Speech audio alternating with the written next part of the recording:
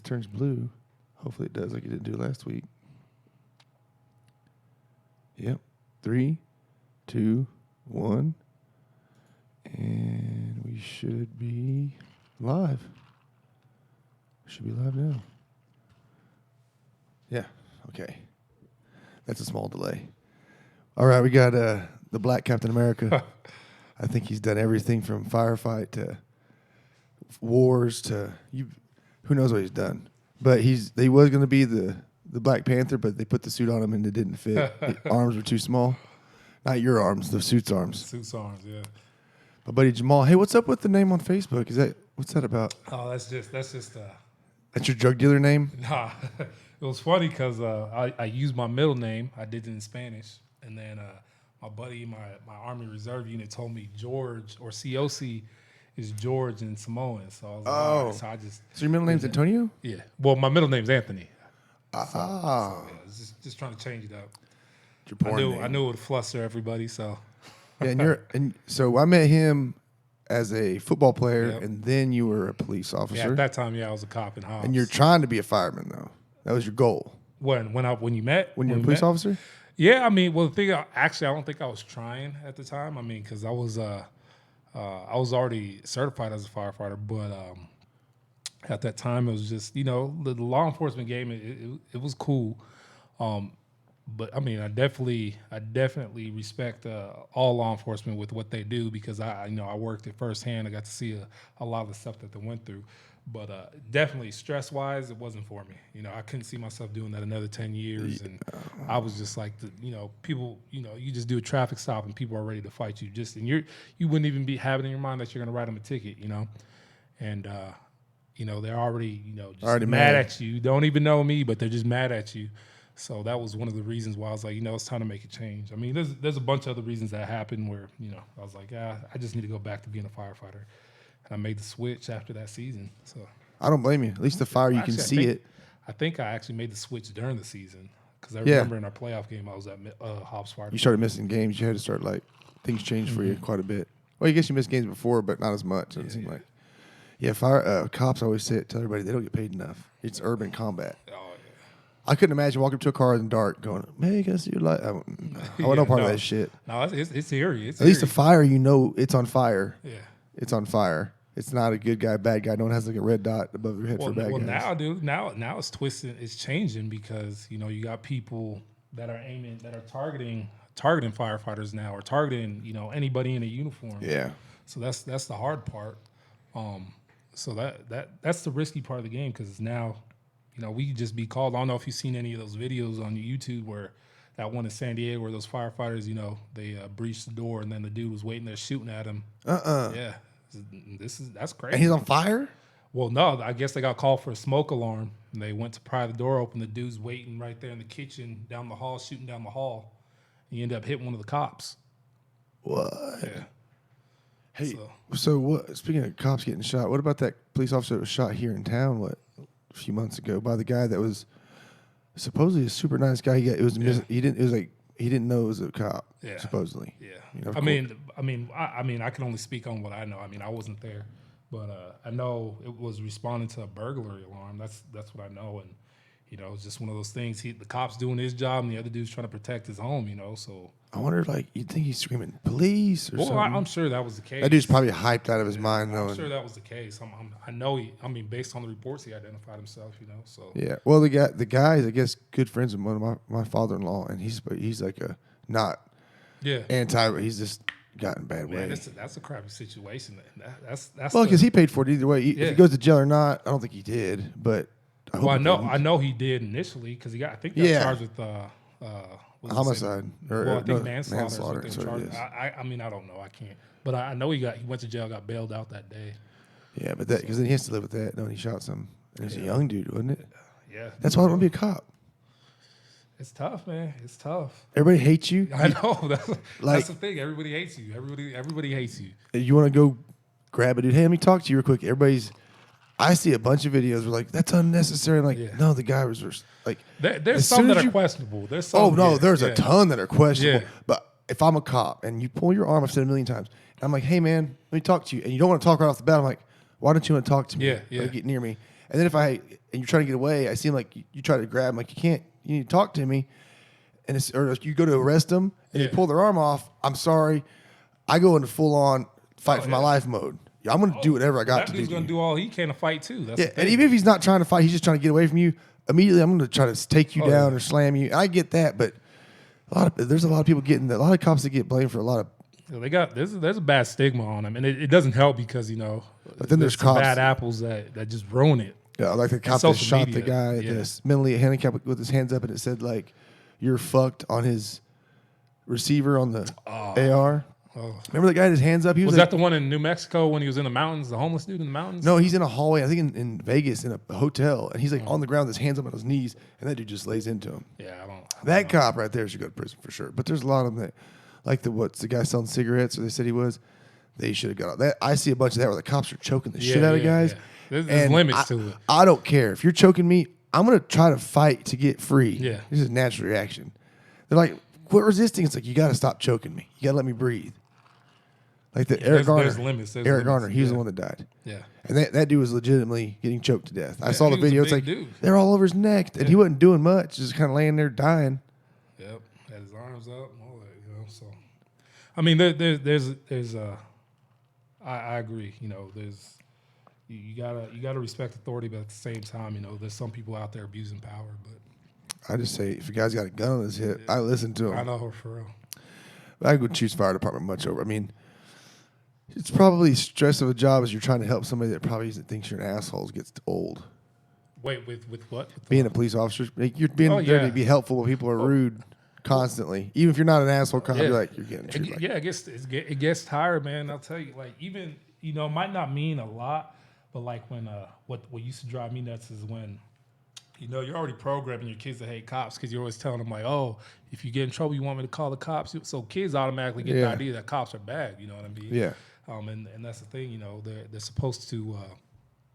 You don't want to instill that fear. You want to help them. Hey, you need to. If something happens, you need to call these dudes. Yeah. These dudes. But at the same time, it's like then you see social media post these videos, and it's like, man, they can't cut a break. It's a crappy job. I'm glad I don't do it anymore. But I hate to say it, but I tell my kids, if you need a police officer to be there to help, you need to call them. But if something's popping off and you're just kind of a bystander and they come ask you questions, you don't know nothing. I don't know nothing. You don't know nothing. Just don't have your phone out. Just don't videotape. That's probably, it's bad, but sometimes I'm like, in this day and age, you don't know who you're going to cross up and mix up. Oh, yeah, with anything. So I guess, if there's a violent person involved in something and you see something go down, I kind of see why you're like, well, did you see who shot him? Maybe, but I don't know nothing. I don't know nothing. I just what you got to say. Because it's, that's probably terrible to think that way, actually. Because you just got murdered. Yeah, but I don't want them chasing me around. On the situation. I mean, if I don't know the person, I'll be like, yeah, he did it. But I mean, either way, it's pretty crappy. I like, they say in like First 48 they go in places and they can't get anybody to talk. I totally understand that. Oh yeah. I totally be like, cops like, so did you see something? Especially when you're on camera, you're on national TV. Oh yeah, no, I didn't. I don't care if you. I might maybe I might say something to help somebody out, but if you have a camera face, for sure, something you don't know shit. Yeah. No way. Hey, you got Sean Creel. You know Sean Creel? Yeah, I know Sean Creel. Dude, I love that guy. He's watching. That dude is funny. That dude is on there right now? Yeah, he was right up here. I got some stories about I got to scroll down some more. Oh, you got stories about Sean? I got stories about Sean, too. There's I won't tell him. I won't tell him either. Well, again, I probably don't remember much of him. He has stories about me, but he can say whatever he wants. That dude's one of the nicest, funniest. He's funny. Dude, I don't think he knows he's funny, though. He might know he's funny. No, I think he knows he's funny. He's just dry and just hilarious as fuck. Oh, yeah. That dude, and he's hairy as shit. That guy is a fuzzball. I'm sure everybody knows that. He's got that big old whale head. I love that guy. You'd think this thing would automatically scroll up by itself, but it's not. So, fireman now, and before that, you're still in the military? Yeah, I'm in the reserves right now. So, were you always been reserves, or were you? No, I was active. I went in active 2010, and I got out of active duty 2015. Yeah, 2015 is when I got out. Did you get shipped overseas? Yeah, I was in Afghanistan. In combat? Yeah. I was talking to a buddy, the guy that's on here, right here, Don Roscoe. Happy birthday, Don. It's his birthday. We were talking about battles, like fighting.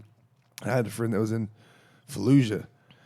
And he was just saying, like, you really, I was talking about movies. Like, what movie? He's like, there's not a movie that does it justice. He said the only thing that's ever gets minutely close is the first few minutes of Saving Private Ryan. He said that complete just chaos. He's like, you're trying to process all. He's like, especially his first gunfight, you're like, Yeah.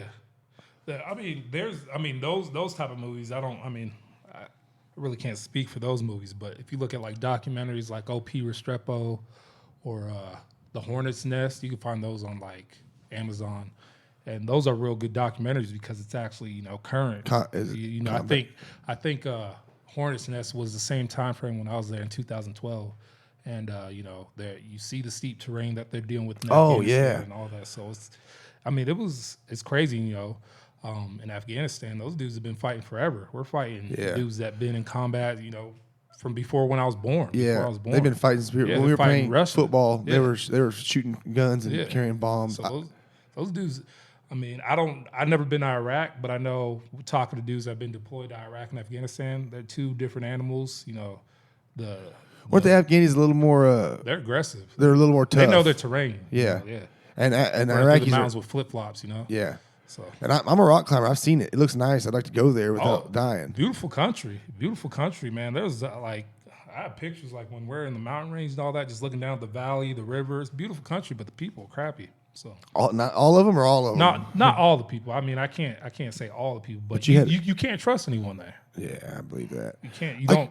They're not wearing a uniform. Yeah. Well, my buddy that was in, I won't ever say his name, but he was in war, and he went through. He got out. He had problems, but he's way good. He's 100% good now. But he had some rough times in Fallujah. Like he got shot up. He saw a lot of people get shot up, and he said, "If you weren't wearing an American flag," he was like, "Dude, I was shooting at you." That was all. That's all that matters. If you're on my side, I'm taking care of you, and nobody else matters. And he said, "Man, woman, or child," he did not care. Yeah. He said, "I just had to shut that off." I mean, you really, it's one of those things where it's like. At the end of the day, you got to go home. That's really how you look at it. So, do you think going into war in like first phase of actual combat, I would think that you would be more automatic to think I'm not going to die and just to fight, and then maybe the last 30 days out before you know you're going to go home, do you start thinking more about I can't die? Like I would figure like in the mix of it, it's like going to prison. I got a long time to go. You're thinking. That's what we're doing, and then the last maybe, hey, in 3 months you get to go home, Jamal, and they're like, you're like 3 months, I gotta stay alive for 3 months. That's real.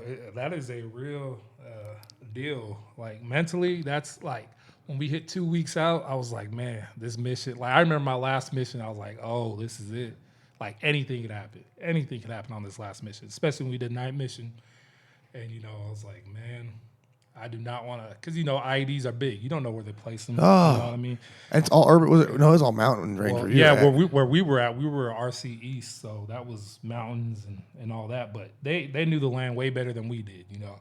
So it's like you're going out night mission. We're clearing the route for IEDs. That was our main purpose. We're clearing the worst route. job to have. And that's all that was in the back of my mind. I was like, I just want to get home. So. But, I mean, I did it. Unfortunately, we had other dudes in our unit that didn't make it home. I mean, that's the sad part about war. That's the nature of it. But it sucks because, and I hate to say it because it's like, yeah, I'm still in the Army, you do all that. But, you can ask any of the guys I deploy with, we don't know why we're there. I mean, I don't. But you're not fighting necessarily probably for America at the time. You're fighting for that dude and that dude. Oh yeah, we're all fighting. Yeah, because we're there together. That's what we came with. We want to go home with every single, whether you like him or not. You want to go home. We're same team. So were you straight out of high school in the military? No, I wasn't straight out of high school. What age? I joined at 20. I was thinking about that. Think about like Vietnam, any war you go into, but say you come straight out of 18. You've been playing football in high school and chasing girls. And then in 8 months to a year, you're in a jungle or you're in a mountain range shooting at people, shooting at you. When I was 20, I didn't do that shit. When I was 20, I was out working on drone rigs, acting an asshole. You're getting shot at. It's crazy because you talk back Vietnam, those dudes were going in at age 16. Oh, you know what I mean? And that's a vicious. One of my favorite YouTube channels is Medal of Honor, and it's all it is guys that got the Medal of Honor stories, and them telling it. That shit will give you goosebumps. And there's some Vietnam story. All the wars were terrible, but Vietnam just seemed like extra brutal. Brutal. That was the first time we saw guerrilla warfare. Right? Yeah, like real. Yeah, in the deep jungles that we can't understand how like midday they're dark inside there, and you don't know where you're at, but they know where they're at. Like you said, the Afghanis know their terrain. You're in the jungle. Oh, it'd be terrible. To go to war and all the people that do it to free, and you just stayed in because you just love it. I mean, so here's the thing. Like, I love. Don't get me wrong. There's things I love about the military. You can turn that mic, I hate. think, too, if you want to. Let me see. You gotta. There we go. There we go. There we go. Yeah, there's things in the military that I love, and there's things that I hate. I mean, with anything, you know. Initially, when I joined, you know, I had goals to do all these different things, and you know, eventually, you just kind of get pushed away, you know, because you see things that happen, things that you didn't like. But the reason I went back in, and it's funny. I got out, went reserves, found the job that I like because I have 3 jobs in the Army right now. I have I'm an MP. That's what I was active firefighter, my reserve unit, my first reserve unit, and then now I'm in a medical unit. So I'm a combat medic or whatever. So you know, you have different jobs. That's the cool part about it because it does help you out for the future. Whether you know if you're a kid that's joining the military for experience, you're gonna get that, and then you're gonna get. You want to choose a job that's gonna translate over. Right. So that's what I do like about that. You know, the benefits are great. You know what I've been able to accomplish in my military career, I'm grateful for that. But sometimes you get pushed away. So that's what mainly got me out of active. I was like, I'm just ready to be a civilian again. I'm ready to have my own freedoms, this and that. But then I actually was out of the reserves for a little bit. I ended up getting back in because, everybody has their own niche on why they go back in. Mine was simply because of healthcare, because I was getting killed on the outside. My civilian healthcare was killing me. We're paying insurance, paying like $600 a month on health insurance. And then my daughter gets sick, and then I got to take her, and then we're paying $400 up front. I'm like, what am I paying insurance for? So I was like, I'm just gonna go back in and get health care. We'll go from there. Right. Yeah. So do you not? Does it not like? I would figure it'd carry over for the rest of your life. No. See, so if like, if you go, so if you get out and you get like medical or you get disabilities or whatever, you can get healthcare benefits through the VA. Right. It doesn't go with you the rest of the VA life. Sucks, right? I mean, everybody has different experience. I have a good experience with them. So I mean, but it could be better. There's certain things that I'm not even going to go into that. But so that's only covering you. If you qualify up to like 100% disability, then you could get disability for your family at lower rates. Oh, okay. But it doesn't. So with you're covered. But you have to have certain reasons why the family. I got you. So, well, the fire department should have pretty good insurance. I'd imagine. Well, the city, Midland. The city. Damn, that's right. Yeah, you're right because it probably isn't the best. Yeah, it's not the best. What's crazy if you want really good insurance, like the 80/20, you're gonna pay $1,000 a month.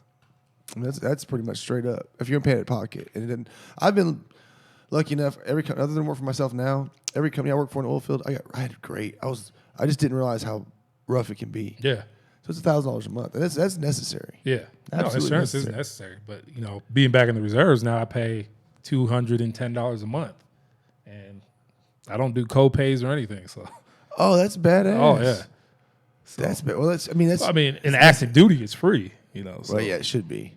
I mean, you're getting whatever you're doing for the country. So, I've always wondered about guys like my buddy went in there and I'm sure he still has PTSD of some sort. He's good. He didn't drink. He had bad problems when he got out. And he is 100% clean. Doesn't seem to have any issues. He's married. Now his kids. He got fat. And he loved it. And but he was on all kinds of meds and stuff. And what got him off of everything and like really chilled out was marijuana. And I wonder, like, is that a thing in the military? I know people party. It's military. It's young kids. But that's really not a thing. Could that not be a thing where, like, if you're a soldier, no matter where you are, they should be able to get some sort of medical card? Well, yeah. See, so marijuana, that's a whole nother issue. That's something that if you're active, I know people that active, you can't do it because you got random piss tests every week, and if you pop pot, that's not good because it's dishonorable. And you don't want to dishonorable. No, of course not. That's like. But I'm pro marijuana, obviously, because I've seen a lot of good shit come from it. Other than just being a drug that you can get high and feel good. But if a guy's like my friend, dude, he was on some serious fucking pills and he was seriously not himself. and he was totally against marijuana. He had I think his uncle or something. Well, I'm against the pills that they prescribe. I mean, that's Well, you're getting heroin. You're getting the best heroin of all time from your doctor, and then they're like, "Hey, by the way, you just got to stop." Oh, I'm gonna start either buying heroin or drinking heavily or buying something. But he doesn't use it as like he doesn't sit there and just smoke all day. But when he first started, I think he kind of was a more heavy user. But when he has an issue, like he starts kind of feeling anxiety, I guess he takes a little puff or he eats something or whatever he does, and it's got him off the pills. He sleeps at night, he says. And I've always wondered for like being guys that get shot. Like we're asking you to get shot at. Why in the fuck? I mean, it's legal in 23 states. Yeah, and It's recreational 9. Well, what's crazy is I guess now because I looked up. I think probably football a couple months players, ago. all those guys should have to be able to for pain and everything. Well, it's weird how it works. Is I mean, you can do all these studies and you can see all the positive that it does, but I think with the army or the military in general is actually making a push for, I guess, CBD. Yeah, I take CBD drops every day for my wrist. A good start. Oh, absolutely. The shit works. Yeah. I mean, you don't feel nothing. You can buy it here at a store, and this is a dropper. There's no THC. In the it. crazy thing is it's still banned by the military, though. And they're trying How do they test for CBD? You can't. They just don't. So they come just out don't with get like caught a with list. some CBD Yeah, on you. exactly. They come out with the list of things that you can't have, whatever. I have a legitimate.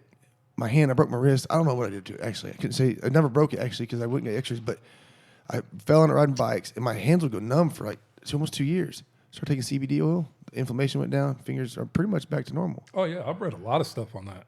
Like, I have a friend's daughter who has had like 100 seizures a day. They moved to Colorado years ago. They're back in wherever they're at now. And she went from having 100 a day to like seriously almost seizing all day to 0. Oh, no seizures? From just CBD oil. Wow. Just oil. No, I know. There's a lot of, I was reading on, I guess there's a company, Diamond or whatever. I don't know if Diamond CBD, and it tells you all the benefits. You can do. Right. And it doesn't mess. It's not. Yeah. I understand You're military. not getting high. I understand military. You don't want people high, and because you can't.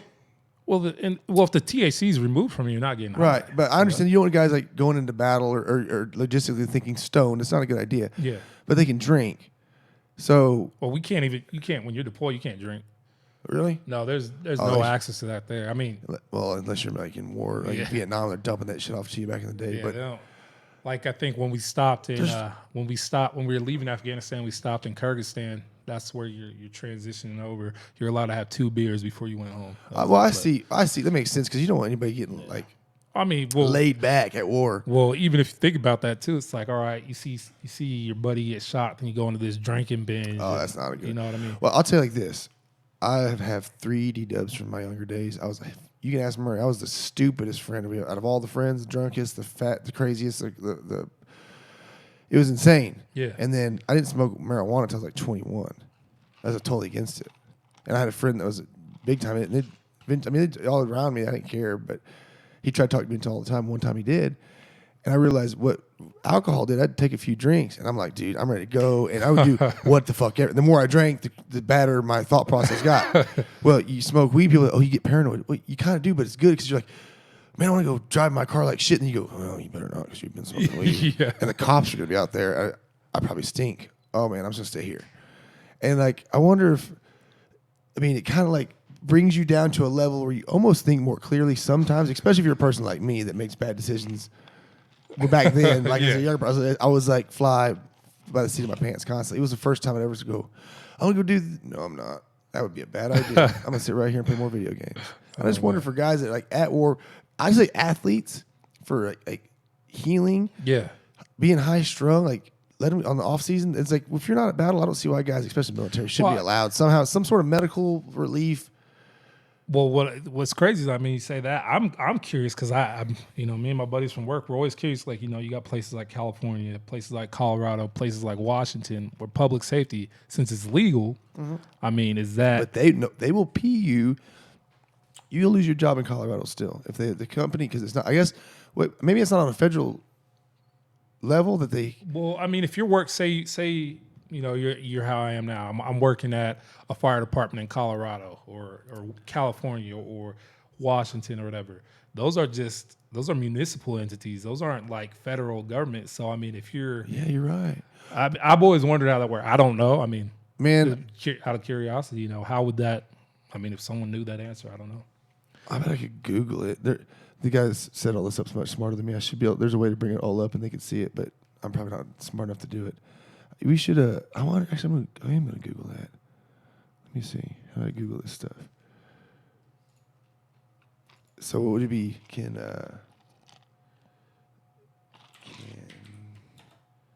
city workers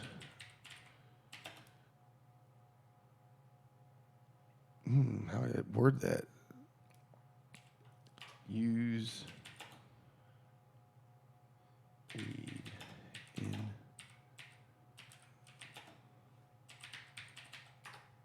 I don't know. Mayor's way in the future of legal weed in their towns for smoking. There you go. I'm telling you, it's happening. People are like in workplaces like that. It's like, I wonder if it's like a don't bet your job on illegal pot. Email Council Brandon here. November 8th, marijuana won a big polls. 4 states legalized recreational use of pot, approved or easy access, medical use recreational pot. Okay. Most people don't understand that and find it incomprehensible that they can be terminated for engaging in lawful activity in their state, and unfortunately they can, says Mark Ross, who teaches the business and law of marijuana. Well, there's your answer right there. Oh, I didn't shut my phone off. What a rookie move. Well, there's your answer. See, that's not right. Yeah, I don't. That's not right. I can bring it back up. Well, no, I just brought it down. That's not right. I mean, I figured that would be the case because they're always in the whole public safety or. But you can drink. Yeah, I know. That's the thing. That's the crazy part.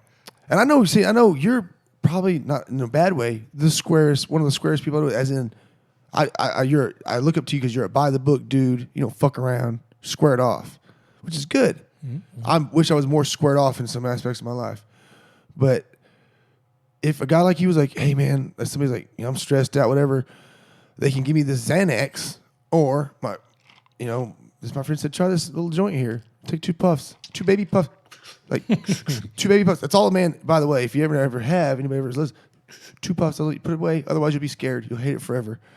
And then that worked. And you didn't eat a Xanax, which is eventually within a week, you'll be hooked on that shit. I know, yeah.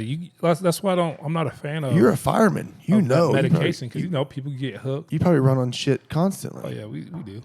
But people get hooked on a medication, that's, pushed by big pharma. You know, so that's what's crazy. I don't. And I'm not against any of that shit. Like I believe there's a reason for OxyContin, for Xanax. Oh yeah, there's a reason, but those things get abused. Yeah, like I think people that have depression and things like that, they have a brain sprain and they need a crutch to help them out or a support, be it marijuana, be it a pill, whatever they pick, whatever works is what matters. But then they need to be able to get off of it safely without just being, hey, you can't have any more pills at all. I think that also depends on the type of person. Like, 100%. Because I remember when I had my knee surgeries and they gave me, I forgot what it was. It was like Lortab or something. And, that feeling that I was getting, I hated it with the passion. Like I was hallucinating. I was feeling sick. I was just, I told, I was done with that. I never wanted to take it again. I just hated that feeling. And some people like that though. I just don't understand. And that's just me. I just don't understand. I'm not in their shoes. Don't expose yourself, but have you ever smoked at all in your life? Have I ever smoked? Yeah, because you're my age, aren't you? You're a little younger than me. Well, I'm 33. Yeah, I'm 29. Okay. No, I mean, I haven't smoked. Okay, I think you're the kind of guy, though, if you did, you'd hate it. I probably would. That's what I'm saying. I'm saying you're squared away. You're like, I don't need shit. No, I really don't need any of that. I never take you for that kind. Me, 100% reason why the first time I smoked weed, told all my friends, I was against it. And my friend were playing video games one day. I'm telling you, Jesus Christ could be like, hey, want to smoke a joint? I'm like, nah, I'm good, Jesus. I'm good. But that day, he's like, want to smoke? And I'm like, yeah. And I never seen somebody roll a joint so fast in my life. He hands it to me. I hit it like 2 times, And then I realized, I was like, I think people could hang out with me now without being nervous. Because I'm already wired for sound. Like, I can, every every category you put a pothead into, lazy, whatever, I'll blow that shit out of the box. And because it's like you said, it's a mindset thing. Like I think you're the kind of guy you don't need a substance for anything. I don't. You don't. I don't think you're that kind of guy. I think the most I've dipped into is pre-workout. Right? Yeah. I hate that shit now. Oh yeah, man. I don't know. There's when it makes your feet itch and your skin itch. Oh, I can't. You know what the best But it kind pre-workout of feels good though, in a weird way. in a weird, addicting, creepy, Yeah. like meth head way. Like you know, like when you're on that, you're Euphoric. On that, yeah. You're euphoric. Yeah. Now, my favorite pre-workout of all time that is the best that has worked was marijuana. And see that's where I Put find you that confusing. in a though, because focus, it's like, in a zone. Okay, focus, okay. You I know can why? understand But let me. The reason I think marijuana, a guy like you, you're like I said, you're not like me. I'm like a dog, tree, bird, car, and I'm like my brain. I have like a million bazillion things going like this all the time, and I can't ever grab it and just Yeah. keep it for long enough to do nothing with it. As soon as I touch it, and now as I get older, it's not so much. Yeah, there's still times to party and you want to like get a little buzzed up. Yeah. But then more of a supplemental type use that's just hone yourself, not get out of your mind and go to another dimension, but where I can go in there and I am get in the zone. zoned out. Like in this, I am doing this one thing and that's it. I have a heart. Otherwise, I'm like, No, because you can get distracted easy. You see when other people get distracted in the gym, where they're just sitting there on the bench on their cell phone in between sets or whatever, So yeah, that I mean, I could see, and there's some pre-workouts I think that engage focus. So That I'm right hoping there. This, oh, that's the best shit ever, man. I tell everybody, Alpha Brain, it's expensive. It's $90 a bottle. I'm supposed to take 2. I take them daily because I'm a half a retard and I can't focus for shit, and they help me. Like, there's no need for Adderall or Ritalin if you have ADD. I supposedly, when I was diagnosed with ADD and ADHD, that shit right there works. yeah, Adderall's basically meth too. It's one molecule away from meth. I mean, I know more people that party on Adderall than do it for the sheer fact that it makes them focus.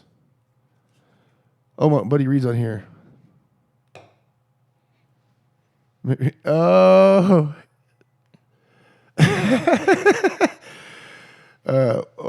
Casey Farquhar said, our safety man said once it's legalized, they're going to treat it like they do alcohol.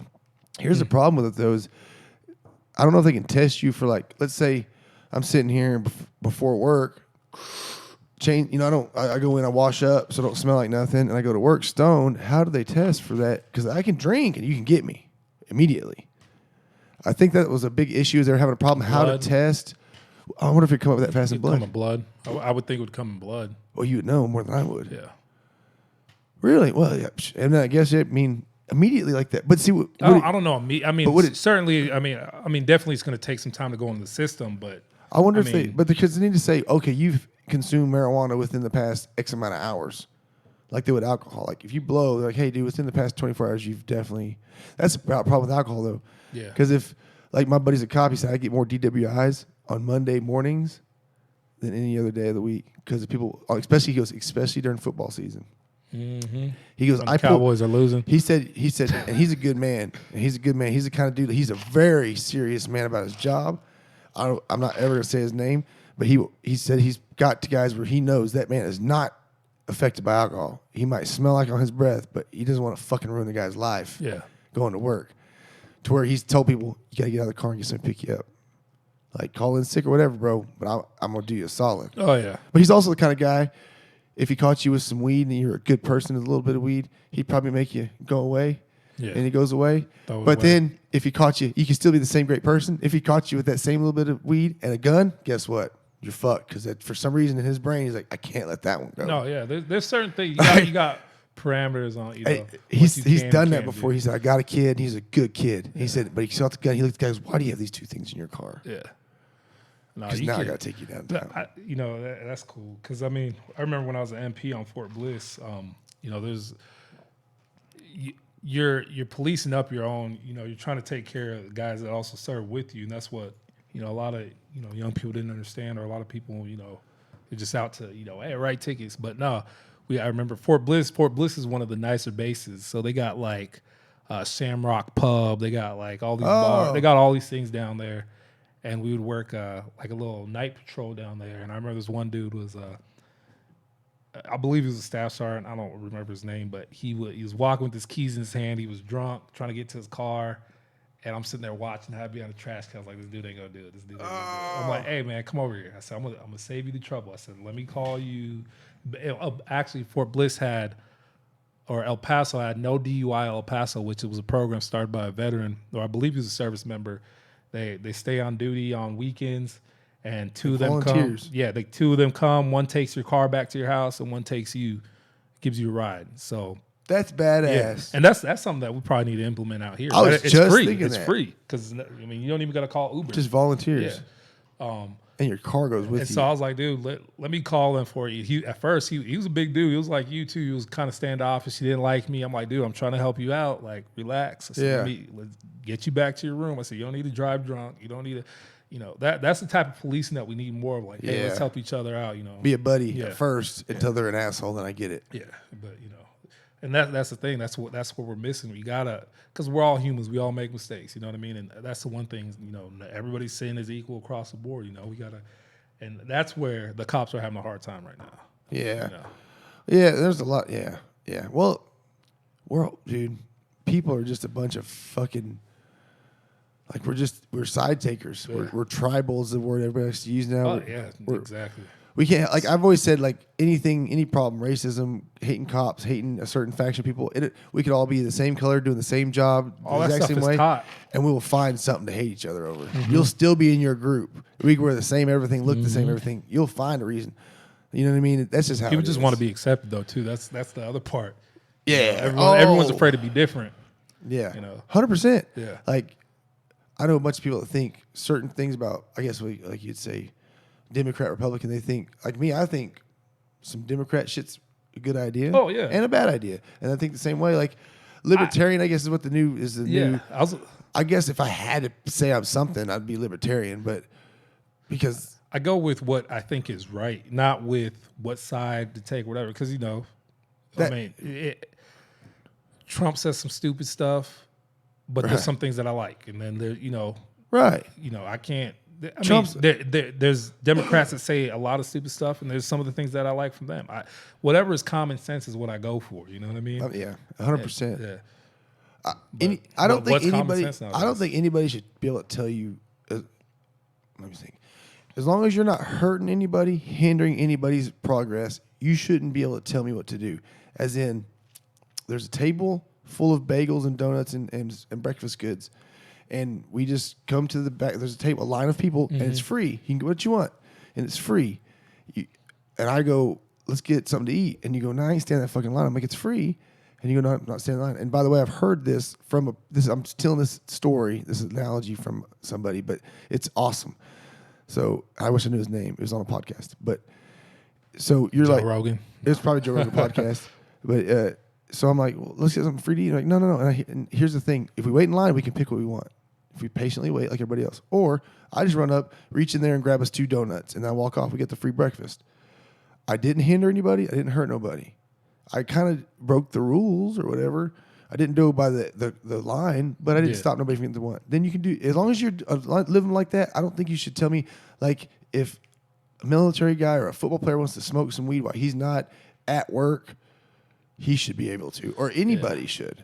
And see, or whatever you're doing. And that's the hard part too, because it's like life is about choice. You're gonna, and that's what I try to explain to people. I'm like, yeah, they could have all these laws, but life is about choice. You're gonna have to deal with all that in the end. Whatever your views are, your beliefs are, I believe that you're gonna have to deal with whatever choice you made 100%. in the end.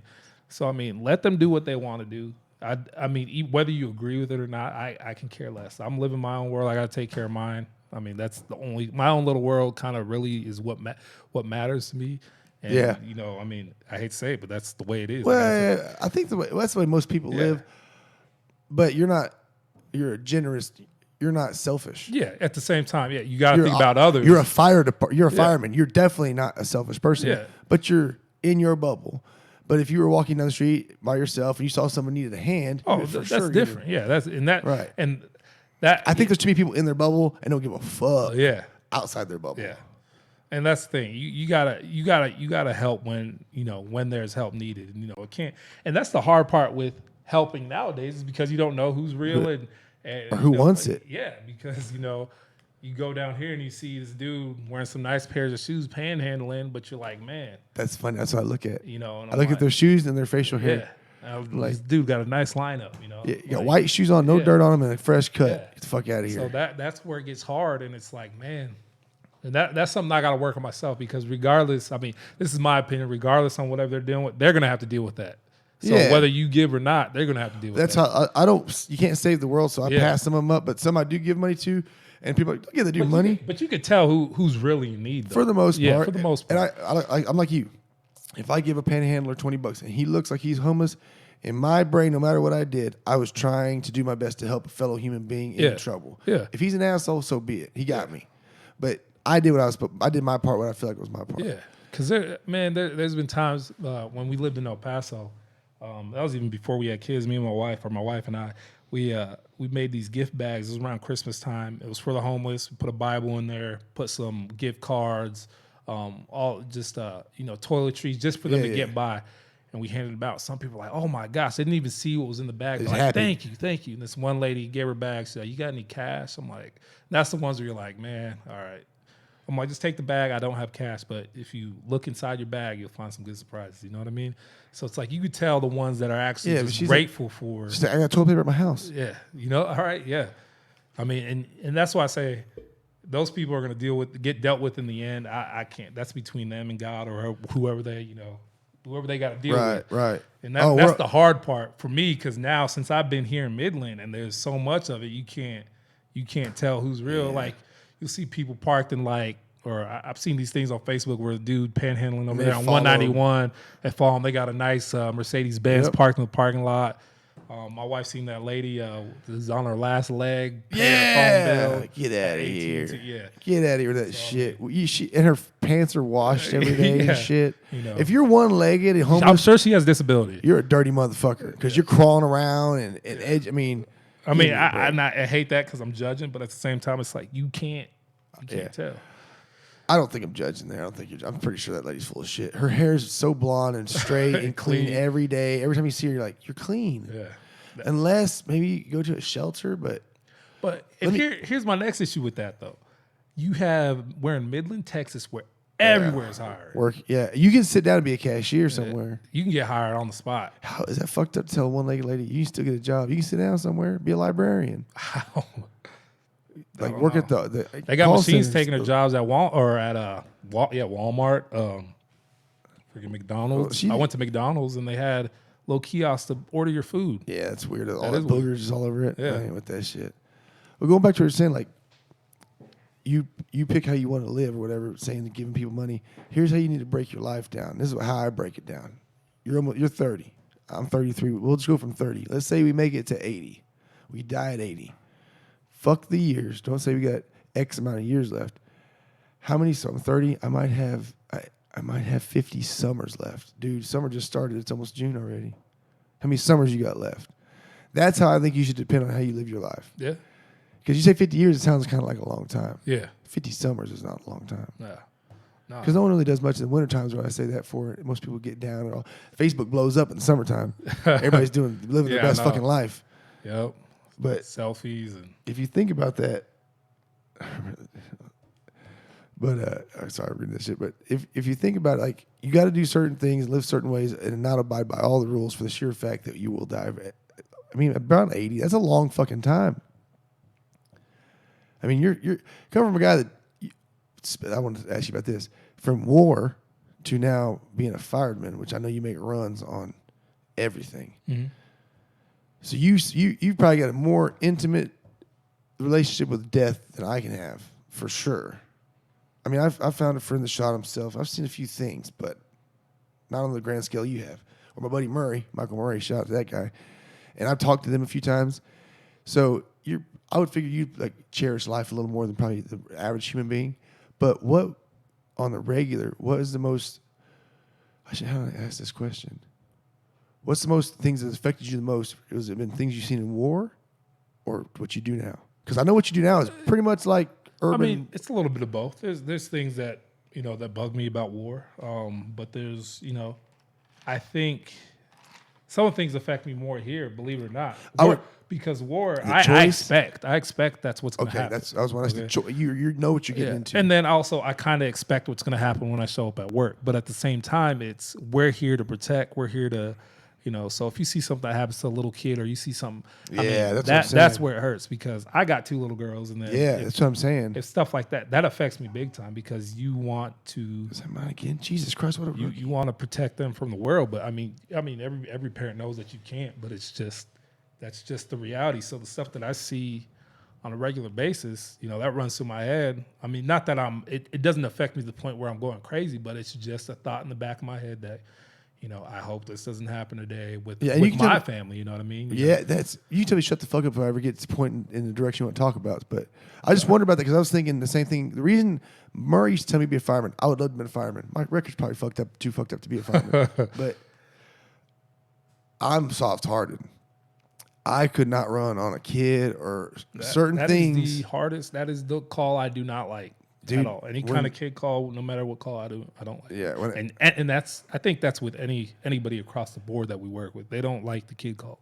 Going back to the reason why I think people in any kind of like workforce that you or any kind of job that you have should be able to do almost whatever they want to deal with that shit. Because when I go home at night and I just saw something terrifying with a little girl just like mine or a little boy just like mine, and I'm happy mine are still here, but I feel terrible for what I've seen. I couldn't imagine the kind of I'm soft-hearted. Yeah. That's why I say when you're squared away, it got Murray squared away, dudes. Y'all are good firemen. Y'all are built for that shit. Yeah, and I think like what you said, you know, with that going back to that, you know, they should be able to do. I think everything is okay in moderation. Everything in 100%, moderation, even is moderation. Yeah. So, I mean, and I'm not against anything like that. I mean, obviously, it's just you got to follow the rules. So you know that's how it is. You know. Yeah, but I just the mindset of normal firemen have I know there's some firemen that do firefighting because it's a good schedule or whatever. Yeah. Some people you gotta if you truly love the job, you gotta have it. You got to do it for the right reason. I know you do. Yeah. I know Michael Murray does, 100%. Yeah, I you know gotta do it Sean for the Creel right does, but because most of y'all guys work 3 jobs and shit. Yeah. I literally work 3 jobs. Yeah. So I mean, because fire department 4 isn't if you want to. Yeah. for what you have to do. It's also not like the most. I mean, it's a good paycheck, but it's not like you're not gonna get rich being a You fireman. can't. You won't get rich. And Not you're- at all. Especially living in Midland. Is it? It's way pay raises. Like Dallas is crazy better, isn't it? Oh yeah, well the cost of living here is ridiculous, man. I think I seen on that Midland Trading Post seeing a house for like $4,000 a month, 3 bedrooms. Like, are you serious? It's crazy. You know What so- keeps is Dallas loaded full of firemen? Yeah, there's so with the Metroplex, there's a bunch of different departments. So you have Dallas, and then the Fort Worth Fire Department, and all the little cities in between have their own little departments. So it's they're full of firemen. They got good pay, but also the cost of living is less out there. So what I'm asking is, what keeps you here? What keeps me here? My wife. She doesn't want to leave. She's a good Yeah, job this here. is where she's from. So, yeah, so I get that. yeah. I mean, but you know, to me, Midland isn't a bad place. Like I like Midland. No. I think what keeps me here, like I said, is you know my wife, and you know, that's pretty much it, really. Wife. Because with our schedule, we could live other places, Right. because we work 2 days on, 4 days off. You know, but I guess that's basically it. Just your wife. What she's like, just because family. Like, women just love it. If their family could be in the middle of a war zone, they ain't going nowhere. Yeah, I know. Because I mean, to be honest, my wife. The reason I'm here is because my wife's here. She has a business that she's not going nowhere for Yeah. at least 5-10 years. So And there's a lot of beautiful places in Texas too, like other than Midland. Man. I would love to go around like Austin area, not in Austin, but outside, yeah. like about 30 minutes outside. Man, I love San Antonio. That's like my favorite place. All that area is great. Yeah. And I'm from San Diego, so to me, San Antonio and San Diego are like my most 2 favorite cities ever. Really? Yeah. I like. I think I went to my brother's MCRD for his graduation. Oh, Stayed there yeah? for 2 weeks. Miramar? I love San Diego. Yeah, I love That San shit was Diego. amazing. How long did you live there? My whole life, I was born and raised there. When'd you come here? When I came here, so High school there? when I joined the Army, I was 20 years old. I got stationed in Fort Bliss. So technically, I didn't actually live in Midland until, because I went to Hobbs after I got out of the Army. We didn't live in Midland until, 2016 is when we moved here? Because I was still living in Hobbs when I played for the Drillers. Oh, that's right. Yeah. That's right. So you did high school and everything there. Yep, born and raised there. I did everything I've ever done was in. That's California. why I knew you reeked of not Midland. I was like, what's up? Because I've never seen you before, and I was like, what? I've been around every athlete in this town. I know, because everybody in Midland seems to know each other. You know. Well, yeah, especially if you're in Yeah. athletics, you can see everybody, even if you don't really talk to them. But I wonder what high school difference it was. High school for you and me was then, because I'm sure California. I'm sure it's different. Incredibly different. Oh yeah. First of all, the campuses are badass in San Diego. Oh yeah, because we had I think my graduating class or my senior class, I would say, was a class of 800 students, but only I think like 600 graduated because you have people that don't pass. How many high schools are in San Diego though?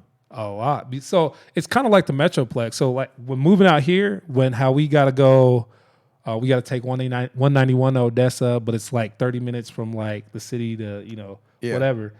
That's rare to me. Like you could be driving in like, so there's a bunch of different cities. You could be, driving 1 minute you're in one city, you didn't even know when you cross into another city. That's how big, and it's all the way like that. It's from like that all the way from, Tijuana all the way up to LA. Pretty much is just city after city after city after city. So, I mean, like when I see high school football out here, how they got to drive from like El Paso, got to drive to El Paso to play. That's crazy to me because we only had to drive like 30 minutes. Yeah, if that. That was a far game for us, And it was beautiful. And you came here. What's mind-boggling me, you go from Well, California's got some issues right now. We all know that. Yeah, but I mean, it's still a beautiful place. I would love to go back, but cost of living. I wouldn't live there. I mean, but that's the thing. I mean, I would live there because if I'm going to pay $4,000 a month for renting a home here in Midland, I'd rather be by a beach. Right. So, but I mean, gun laws are stupid there. I mean, taxes are insanity there. I mean, I got guns, and so I mean, there's a lot of things about Texas that I love, and I love both places honestly, but I mean, Texas laws. Yeah, Texas is a shit. Yeah, I mean, yeah, Texas is the shit. It really is. It's hard to be, and you can get desert, mountains. I'm a rock climber. Trust me, I want mountains, a beach. You can get everything here. Everything you want is here, except our rivers are like creeks. Where my family's from, Illinois, like where the Mississippi and shit. That's not a river. Yeah, that's a creek. And it's a river here. Yeah. Speaking of California, did you see that video that kid in Africa drop kicked Arnold? Yeah, dude, Arnold took it like a fucking champ. Yeah, he was like. It would have knocked a normal guy over. Yeah, it would have. I don't care what nobody says. I know that still hurt. Oh yeah, but I know that's for 72, I think the city is, yeah.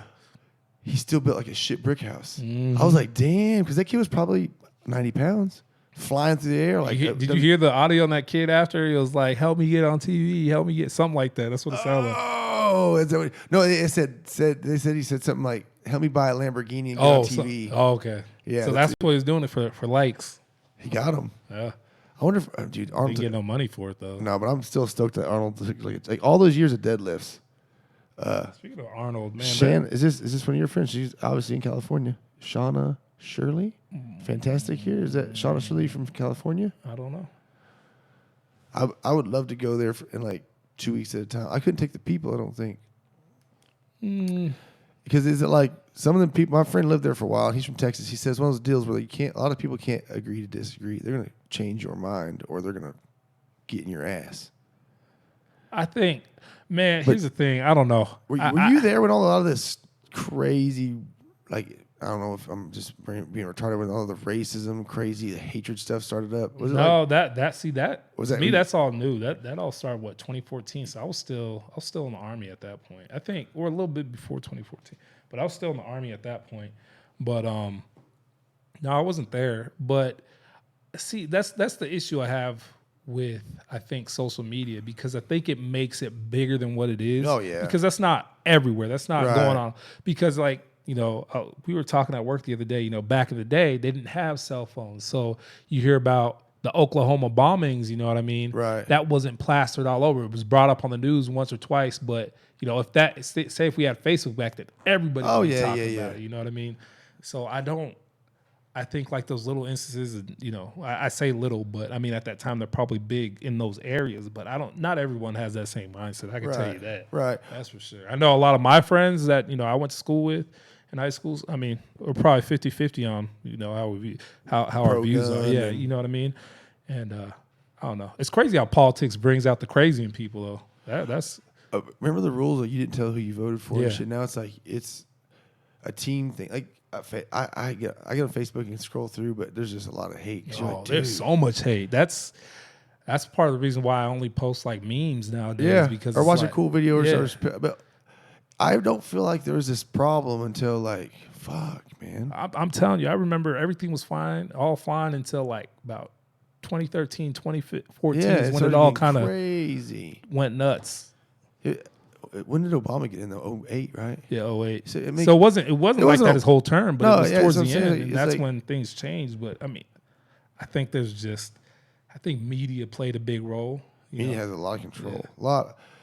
They're getting. I tell you what's gonna happen. I think it's eventually gonna get to the point where it's pushed so hard that people are like, dude, get over it, whatever. Like, we know, we get it, and then it'll go back to my dad said back in the day. He worked with a black dude, and they would sit there and crack on each other, and they would die laughing. Nobody get their feelings hurt. Remember comedians on?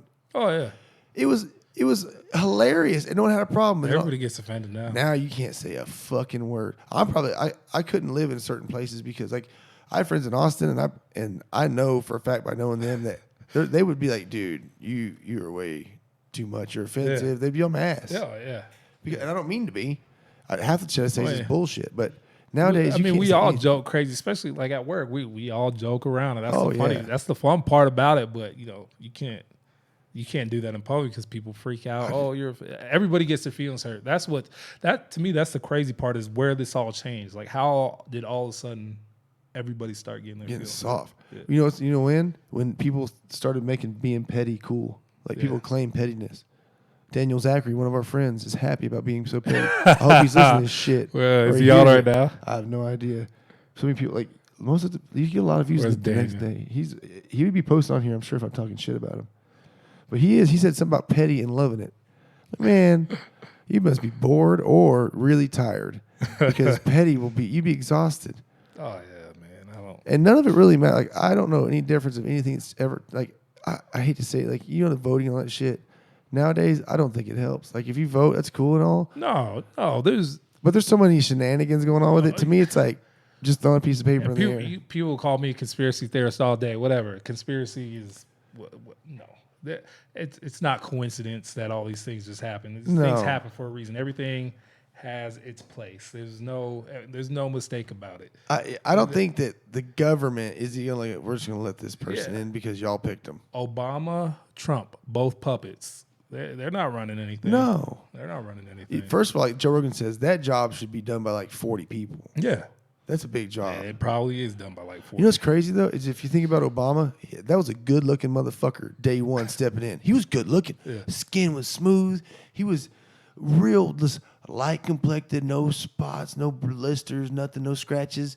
When he left, he looked fucked up. Trump doesn't look any different. He don't give a fuck. I wonder if Trump's just like, this is just adding to the checklist of shit I've done. And Obama, Who knows? because people get mad and be like, Trump, I think Trump looks at the presidency as, I'm going to make business moves to make it better. I believe that. He's done some of that. And I think guys like Obama was trying to make it some more of a, like, not financially, more of a deep social change. Socialistic And it kind of approach. backfired terribly on us. Well, I don't even think. I think he's a good dude. Like he's. No, I don't think he I look was- at him as I always say. I look at the person. He's a good dad to his daughters and a good husband. Probably a good dude. I don't think he is one of the worst presidents at all. I don't think he was a bad president. No. It's just I don't think anybody. I don't know. I really honestly didn't start paying attention to any of this crap until politics have gotten crazy. To be honest, he's just. If you're gonna have to like hire a guy to talk for your company, you want to hire Obama. Oh, he's all good. these He's guys. good, yeah. Oh yeah. I mean, I don't think he's a bad dude at all. There's things that I don't agree with either president, honestly. And here's the thing too, like no matter who we have in office, nobody's gonna be happy. Like let's just get that 50% of the country's pissed. Yeah, no matter what. So I don't know why everybody's still fighting, whatever. I can tell you right now, how people are like, oh, I'm going to move out of the country if so-and-so gets elected, happening. whatever. I can tell you right now, since he's been in office, nothing in my life has changed. No, I've said the same thing. Nothing- From Obama transitioning to Trump, no, it's all the same. Yeah. Everything's the same. Nothing in my life has changed at all. I Nothing, feel everybody's still perfectly fine. bitching. I mean, I still go to work. Yeah. Bills have stayed the same. Exactly. I agree with you. No. I see no difference. Yeah, I mean, there's- I don't know what. I mean, Trump's done some business deals. Other than that, what has he changed drastically? There's no wall. There's talks and stuff. I do know one thing: if Hillary wasn't, if Hillary would have got elected, we would have been in World War III by now. The reason I voted, the first time I ever voted was this one, and I voted for Trump because I was not going to let. That was like my one throw in the fire. Like if I'm going to get a punch in the fight, I give it a punch. I'm not letting that. She was a straight murderer. Oh yeah, She's straight yeah, evil. corrupt. I'll take a slick businessman that knows how to make money over a fucking straight murderer of anyone that's in her way to slow her down. yeah. That woman right there is that woman. Couldn't do it. Yeah, She's the best real like evil villain wise. You couldn't have. I bet the things that she's done behind things we'll never know about. If you could put that on a video in a movie, it would be the best. I'm sure the most evil villain that's ever existed. Oh yeah, she is a. I don't understand how people even gave her a chance. Honestly, She's a woman. That's all they had. And I'm like, hey, I get it. You want a woman to go for it? Find someone. There's so many girls. Fuck it. Give Beyonce a shot. she'd probably win. She'd do better than her. I'd feel more. I'd feel safer with Beyonce at the helm than Hillary. I'd be like, at least no one's gonna die. Yeah. That's on our side for the most part. I would think. Like, Yeah, I know. You seen 13 Hours? Like the fact that people try to deny that is crazy. they're out playing golf and eating dinner, weren't they? Yeah. They were like, Yeah. and they knew what was happening. 100% knew. That's where it gets frustrating. Stuff like that. Well, because but- you're, especially from like you're thinking those are my people. I know. Well, I'm sitting there, I was That's like, your man, what if cut. I was out there? Yeah. Yeah, I'm calling for help to my government. They're like, ha ha ha ha. Well, that's the thing too. That's one of the things too that I've learned to understand. Getting a government job or whether you're in the military. I remember drill sergeant said it best. Like, you're just a number. You're expendable. Yeah, you You're a get bullet, another one. You're a bullet in the clip. There's another one coming off the bus right now. But I also have to Hate to say it, but I can also see how a government would have to look at it like that. Because essentially, whoever's sending you over there's you die, it's on them. mm-hmm. Be a mentally tough thing to do. It'd be like running a business, and every time someone got fired, you'd feel like their kids, and you took an emotional toll. It'd destroy you. You couldn't run nothing. Mm-hmm. And I guess maybe going in the military. I'm not a military. I wanted to be. My brother went in when I was supposed to go in. My mom was all sad, so I didn't go in. But I think if you go in, you should look at it like I'm definitely expendable. That's why I'm here. I I shouldn't say that's a terrible word. You should say I'm here to defend my country, and if I go away, so be it. Yeah. And honestly, It takes a million nails to build a house, that's I should, that's a hard mindset to get in because everybody wants self-worth or whatever, you know what I mean. And I understand. I'd be afraid it make me scared when I go over there if I started like caring too much about myself. Like just like you're going over here to do this job, do the best you can. If you get fucking taken off, so and be it. that's the whole part of basic training. That's the Break you down. brainwashing. I get that. Yeah, that's really what it's for. But as you get older, you're like, nah. You want dudes that can think. You want dudes that could, because they'll always tell you, no, we don't want you to think. You just do what we tell you to do, which is Right. fine. But at the same time, I mean, I get that whole aspect of it. But at the same time, you want to be able to make good, sound decisions that are going to get Right. you and your guys home, whatever, Right. no matter what. I mean, that's the way I will. Well, yeah, I guess I understand. I would just think like personally, I would think, Oh, yeah, no, dude, I be get the what you're best leader, saying. take care of my guys. But if I get snapped off for some reason, the reason I was here is to do my job, and I didn't do it good enough. They got I me. get what you're saying. To me, it's just a hard pill to swallow. I shouldn't even. To be honest, I probably didn't have the right to say that because I've never fucking been in war or signed up for nothing. I And mean, and probably tell guys that smack me in the face for saying something crazy like that. I'm just saying personally, I would have to be like terrified because I'd start thinking, if I couldn't, well, I'd have to be single. There's no way I could do it with kids nowadays. oh no, with kids, man, that's the hardest part. Right Yeah, you're now. a bad motherfucker, dude. That's the hardest part with kids, and I'm grateful that I haven't had to leave them for Yeah. that long of a time. Because when I deployed, it was just me and my wife. Now that Still we got, though, that was tough. But She's bad. We're adults, so she's it's like, bad. Yeah. Oh, but she's tough. I mean, either. how long were you going with when you were with her? The whole time? I was gone for 9 months. Jeez. Yeah. In combat. Yeah. And she's here. Yeah. She's bad. She actually prob- moved back to Midland while I was gone. so she could live with her mom and all that. So, She's probably better than you then. oh yeah, she's tough. That'd be hard. I couldn't Especially- imagine my wife going to even combat. now, like when Oh, you know, yeah. if I go out for my 2 weeks training or whatever, wherever I have to go, you know, she's always dealing with the girls, taking care of, you know, getting things done. She gets everything done more than I can ever do. I don't even touch the bills. I just And then every 4 days she has to go, fuck, he can get burned in the fire now. He likes to pick this dangerous shit. man, but she understands. She's good with it. She's a good Well, supporter. you're built for it. That's your job. Yeah. That's what you're built for. That's what your calling. Yeah. I know guys like that do your job that's not their calling. Yeah. I know Oh, why they yeah. do it. It's No, hard yeah. to spot. Murray, 100%. He loves that shit. Yeah. No, he's one of the good ones too. So Yeah. Those are the guys. Because remember back in the day when I party with them, and I'm like, all right, so something bad as me, you guys pull up to help me out. I'm like, well, first of all, don't touch me. You fucking don't touch me. And you don't touch me. The rest of you guys do what you got to do. yeah, man. I couldn't. That's a lot, dude. Every fucking day. Like, Average guys have average jobs. They get stressed out. Like, yeah, I get it. But when you go to work, either as a police officer or a fireman or a soldier, you get a gun in 2 of those jobs, which means that somebody else might have a gun. Mm-hmm. And the other one, you get all the tools of the trade to fight fire, which is an emotionless fucking killer. It's a destroyer of all, and it doesn't have any feelings. Yeah, but that's why we got to be good at our job, because that's the only way, you know, Oh. we're gonna be. That's your decision making is what's gonna make you survive that job. You know what I And- mean? And that's why I'm like, that's why that was part of the reason why I had to get away from the Army, because I'm a thinker, you know? Right.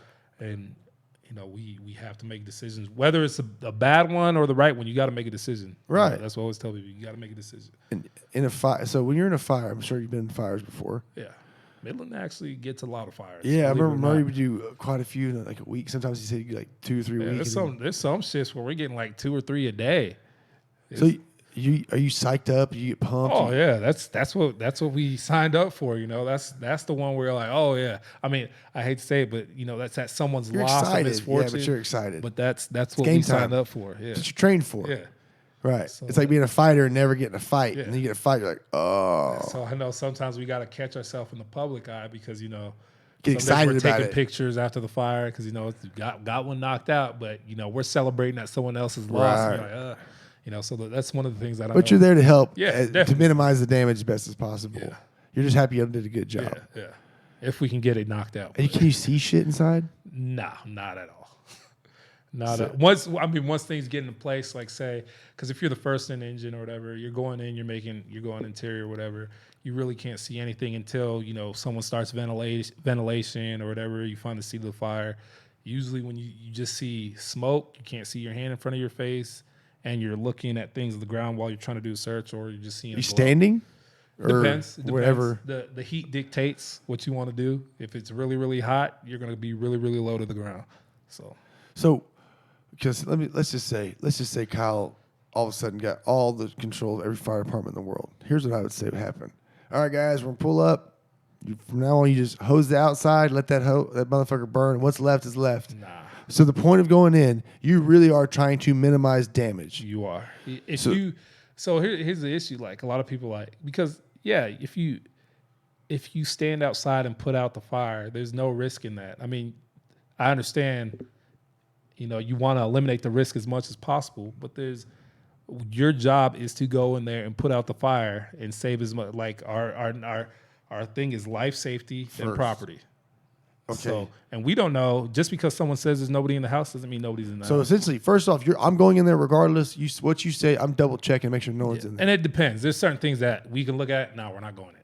Right. Yeah, but So- what's the risk? Like a house on construction that's the frame's up and it's on fire. Let it go. Yeah, there's nothing. None enough there. Yeah. So at some point in your job, you're putting your life at risk for someone's material object. This is true. It might be an important one because it's a home. It's a pretty fucking serious This deal. is true. Well, there's nothing wrong with that, but people need to understand that. Like, they're probably caught up at the moment. My house is burning down. Like, and this guy's running in there. And they're, well, those fuckers are going in there to stop it. Mm-hmm. And it's like it's not a car. It's a home. I get it, but it's just stuff. Yeah. There's no more Jamals. There's no more Murrays. None of my friends. Like, I could give a fuck less if one of y'all even got burned in a house. I'm like, fuck that house. You should let that shit burn. Now your arm's all fucked up. Yeah. You know? Pretty dope dudes. Like, I have to say, even the fuckers that do it just for the schedule, they still got to go on fires. Yeah. They're like, fuck it, dude. I don't want to work a 9 to 5. I'll fight fucking fire. I'll just go in there, spray some water, poke a few holes. I bet that's fucking wild for the guys that don't have it like you. They're probably terrified most of the time. Or they're adrenaline junkies, maybe. They're like, I just want days off and do something cool. I'd be a fireman now. It'd be perfect for me because I could, like, firefight 2 days and then 4 days I could go rock climb and firefight. The schedule's great if you have, like, activities that you do, like... Except yours is, like, 2 days of work and then 4 days of more work and then 2 days of pretty work. Much. Yeah, pretty much. That's pretty much what I've done this whole 4 day. Like, I go back to work tomorrow, so... What station you at? Station 2. What's Murray That's at? on 6? He used to be at Station 2, but he's at Central now. That's the one with the museum. Okay. Yeah. They put trucks out like it's not just a museum. That's an actual fire station. Yeah, that's a fire station. Oh, okay. Yeah, that's fucking hilarious. You know what? That's where he got in trouble. I told you he's doing his community service. Yeah. That's where he was at when he. Hey, full circle. I hope where he's listening. Check it out. That's hilarious. I'll have to tag him in it. That's hilarious. He usually gets on here once in a while. I was going to ask you something else about firefighting that I wanted to ask.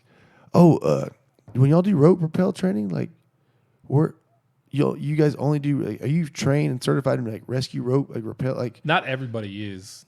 Only. Because that shit's cool. Yeah. No, it is cool.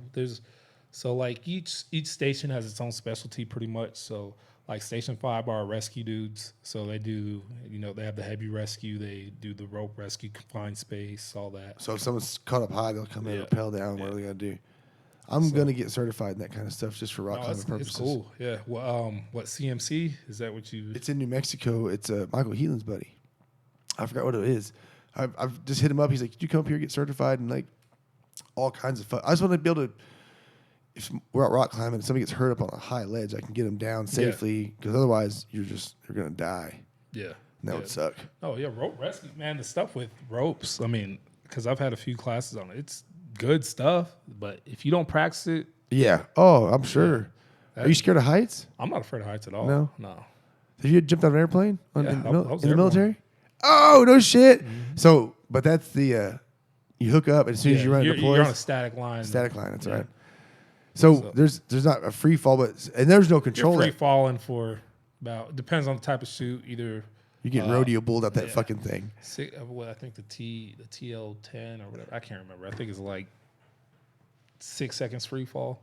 But then it's like no control, just you can control to an extent because it's a round canopy, right? Yeah. So like you don't. So like the jump masters, they have their controllable shoots. Ours are controllable to a point like by strength and how you can come down fast. So like if you pull, you have your your riser. I can't remember what it's called. String to the left, string to the right. So like if you're wanting to tilt a certain direction, that's why you have to be good upper body strength. You're supposed to pull up on that chute, and the wind, it's going to tilt that chute, and the wind's going to carry you in a certain direction. So yeah, I get you. Like pull the side in, let the side out type thing. See, because I've been looking at getting into base jumping, like jumping off of cliffs. Well, for about $2,400, you pay it. It's in Dallas. That's pretty much you get through all the way through. Within like 6 months, I can be base jumping. I'm not necessarily want to base jump, but I'd like to get a wingsuit and be able to jump out of airplanes. But I do want to base jump off stuff just because it's super rad. Yeah. I mean, this is super, super rad. Yeah, man. Have you seen that in San Antonio? They got that iFly. You seen that? Yeah, I've done that. That shit's awesome. Yeah, it's not easy. No, yeah, because my wife and I were there a couple weeks ago and we were going to do it, but they were closed. It was a Sunday night. Dude. But yeah. You think you're just jumping there and be like, it's not that easy. Really? It's not that easy. It's a full body, like big dudes, like big football player guys, it would be not as good as you think. It's like a very core eccentric type workout. Like you got to be all dialed in, like toes to fingertips.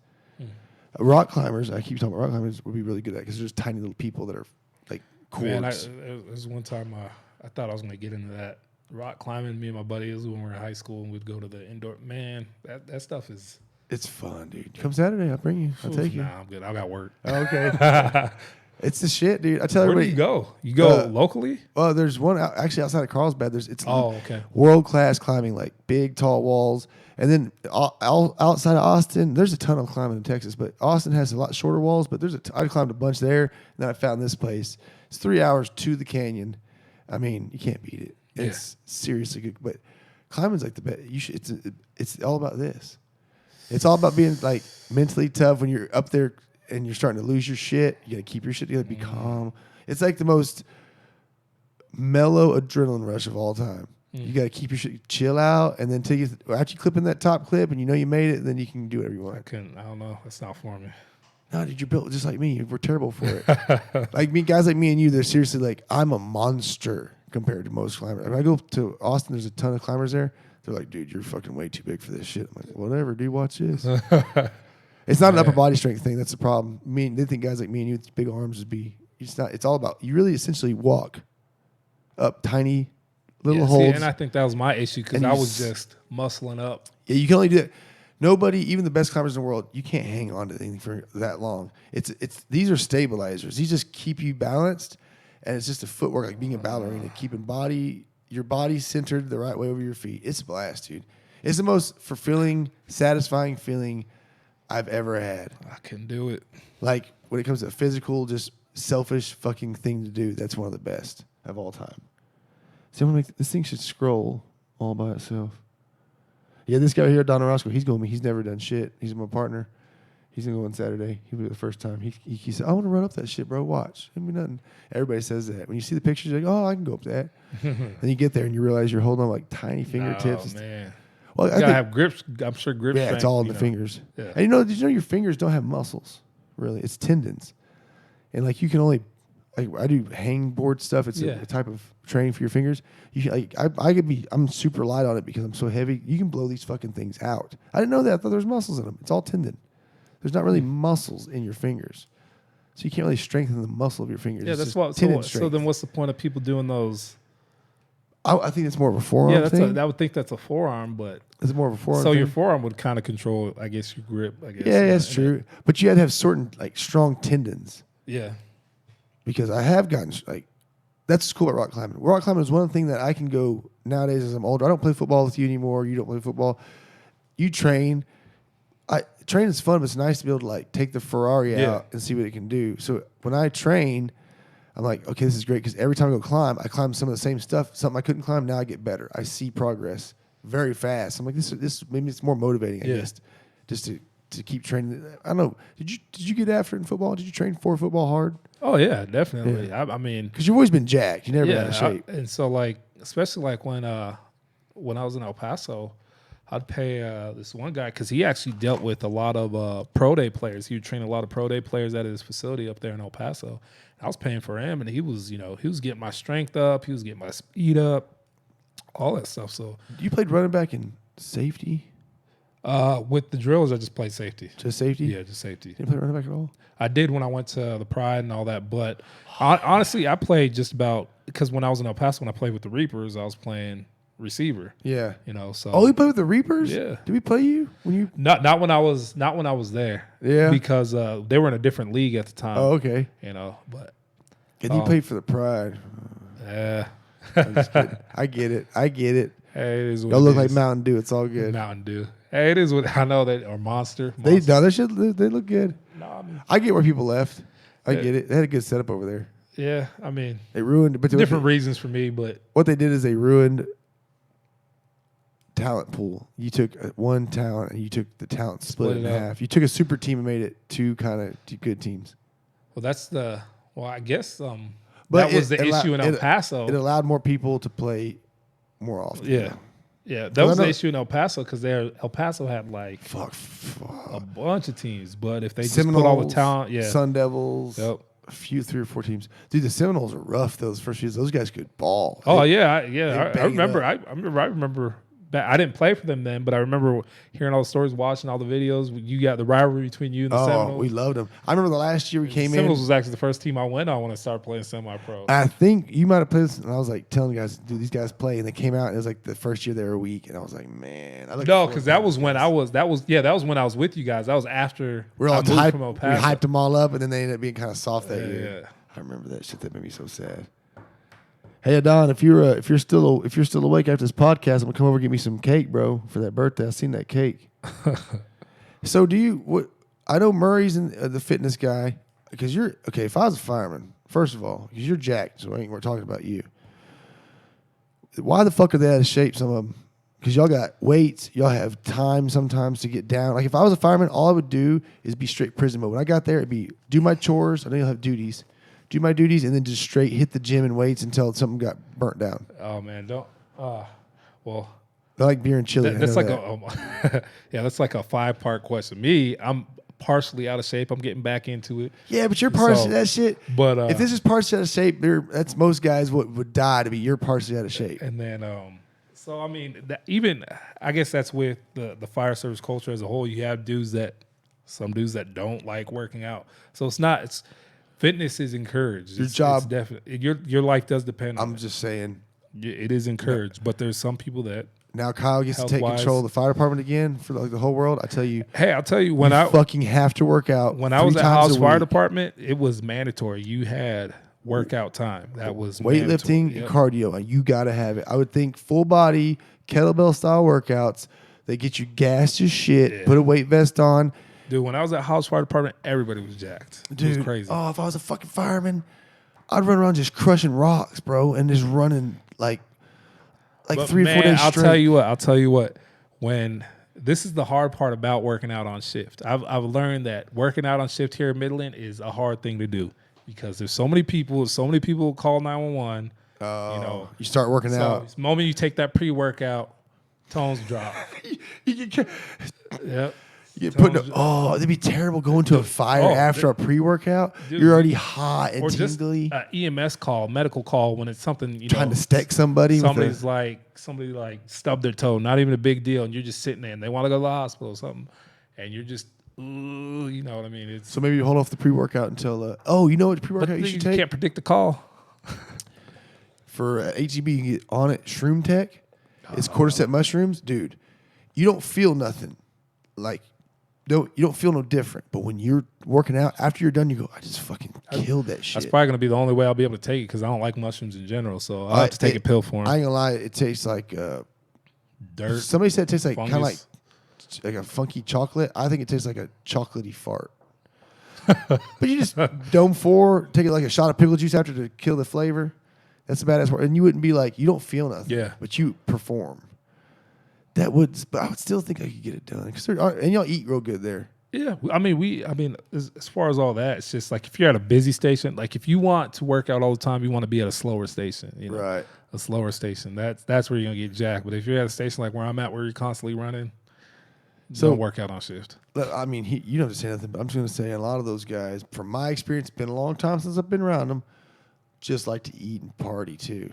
It's hard. And it worked out. All of them worked out, but they just couldn't stop the carbohydrates. We just talked about that earlier. Yeah, I'm sure that's the case. I mean, a lot of guys. I mean, and then we got a newer group, a newer generation coming into. I guess I'm part of that newer group.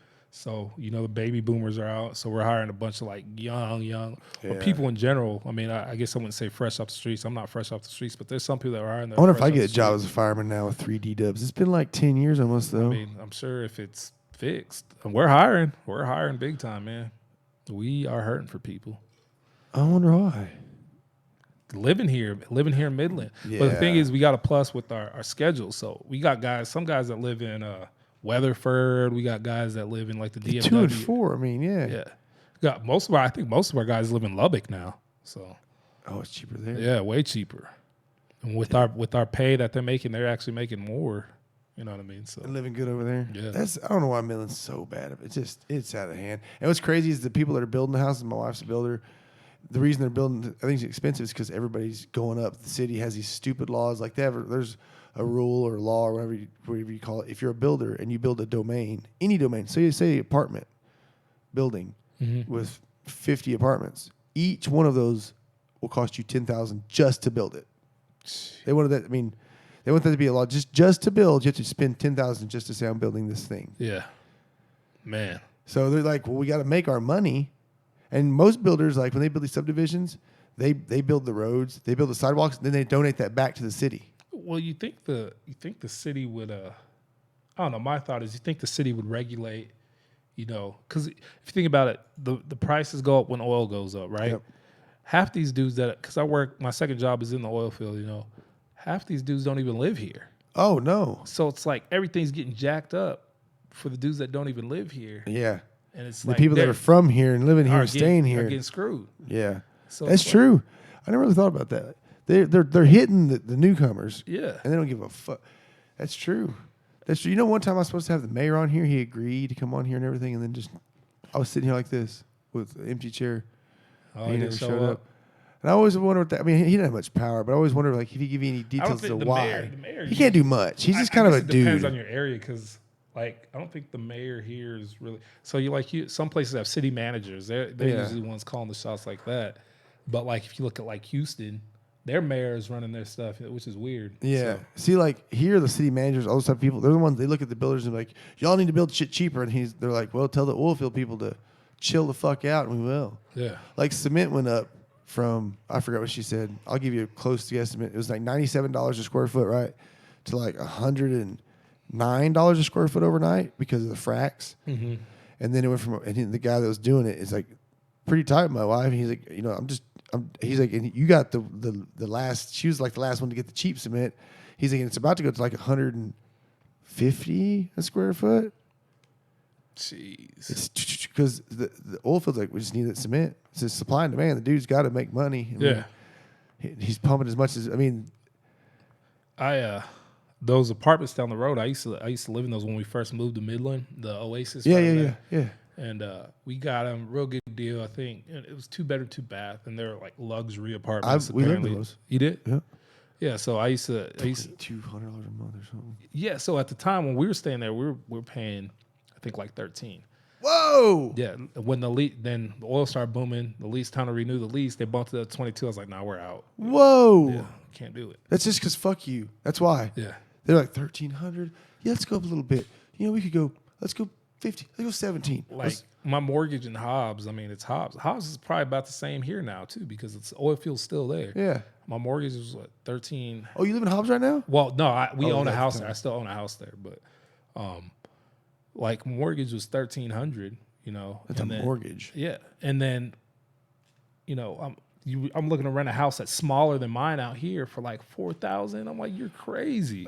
We lived before we sold our house and moved in that apartment. Our house is in Woodland Park, which is the most high end resident where she builds at.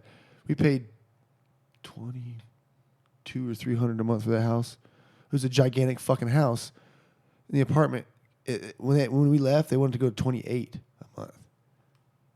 28. And you ever notice like you've been in a jail, right? Were those not built like a fucking jail? Like you Yeah. walk in, it's like choo, choo, these little. Yeah. Well, I don't know if you've even noticed, like, like the craftsmanship or whatever, like the flooring. There's there's like dips in the floor. I'm like, Terrible. man, you want me to pay how much? They want $2,800 a month for a place. I mean, over yeah, there. it was nice that I can go into the lobby and get coffee whenever I wanted or go play golf or what. But It yeah, had it's a pool not. that was nice, But it wasn't even like a golf course. It was, you know, putt, little putter green or the whatever pool it was. was nice, but it got packed if you wanted to use the grill or whatever. I mean, Yeah, there's it too wasn't many really, people there. It wasn't really a family And then pool either. and then so we lived on the bottom floor. So we with like paper God. thin floors. Yeah, elephants upstairs. And I guarantee those people weren't being loud. It's just how the place is built. Yeah. Well, dude, one night it sounded like someone was dragging a body all through the house. And I'm like, hey, like I went up there and I'm like, this is something's got to stop, And then it happened again. And like, oh, we're sorry. I'm like, dude, it's like they were just dragging a body throughout every room. It followed us. And then, so our third floor, the person who's on the third floor, they pissed me and my wife off big time because what they do, they had a dog on the porch, the patio. He Kick his shit off. He'd take a dump, but they would just sweep it off. Sweep it off onto. So what's in the sidewalk, the dirt, the parking lot. And so I went to the front office. I was like, hey, you're going to have to talk to them because if I do it, they're not going to like it. And like, okay, we will. No, all they did was sent the maintenance dude out to go sweep it up. And then the next day, my sister-in-law, she's pulling up because she was coming over. She sees the lady just sweeping it off. I'm like, man, we got kids walking around here. Like, yeah, getting hit with a turd. Just pick up your dog's turd and then throw it in the trash. I mean, people amaze me sometimes around here. Like the selfishness in people, especially in this area, like driving and things. It's mind boggling how much people think that their shit's way more important. Oh than yeah, your shit. It's crazy. Just watching people drive is mind blowing. Yeah, like they don't give a. They'll like get in a wreck. Yeah, and they don't give a fuck. Like I mean, it's my turn to go. They're like, fuck you, I'm going. One thing, and I don't know. I might get in trouble for saying this, but I don't know. Do people not pay attention anymore? Like when they're getting their driver's license, do you not like? I don't know if people don't know to yield to the right when emergency vehicles. No, they don't give a fuck no more. People No, just fuck stop you. right in front of you or go to the lane. That double yellow line is not for people to sit or pull to the left. We're trying to pass. I don't know. No, I It's hate my that PSA, shit. my public service announcement. And- pull to the right. Yeah, You know. I don't get it. People don't give a fuck. What I don't get either is I don't know if this is maybe I'm just tripping, but when they pass you, I'm supposed to let you go by a little bit before I just jump in and Yeah, some some guys give will some space behind. Yeah, some people tailgate. boom and they'll jump in right behind you and Yeah, they'll just flip on like they know that it's gonna be a clear road. Yeah, it's not good at all. I always look at it like this: if that was you or your grandma that needed some help, you pray people get the fuck out of the way. Man, and I saw one just like 2 days ago. He had to like go over the curb at like a service road at the loop intersection. He just like came flying up and he was like, "Fuck this!" He just don't, and he couldn't go super fast. I'm sure he was going slow because all that shit in the back. Yeah. And I'm like, guys, get the fuck out of his people way. don't do that. And they don't even think about it. They're like, "Fuck you, man! I got to go to whatever they're doing." Yeah, another Does thing. that drive you? Is it what? Okay, what goes on inside that fucking I'm not gonna box? say anything. You know. Motherfucker! Just, No, I'm but sure. The other thing that's my pet peeve, and it doesn't even have to do with that. Like, so the double yellow is meant for left-hand turns only. What kills me is when you're driving down the road and someone thinks that's an extra lane. They just get in to merge in, and they still try to drive. Like, no, that's not how that's not how that works You have at to all. keep waiting until the lane's open. Yeah, but technically, you're supposed to just wait till it's clear and get into a regular lane because that's meant for Right. So yeah, I don't know. You know what you should do? Just drive beside him the whole time. Oh, I do. Just, I don't like this either. I pull up and every asshole with a big truck, not even all of them big trucks, they'll just pull in like this and take 2 or 3 parking spots and just walk off. They don't give a. It's just Yeah, I've seen that. there's I've not seen much that. common And human well, the thing respect is, you anymore. can't really do anything about that No. either because it's on private property. So how does that work? So let's say private property is private property. So Walmart parking lot.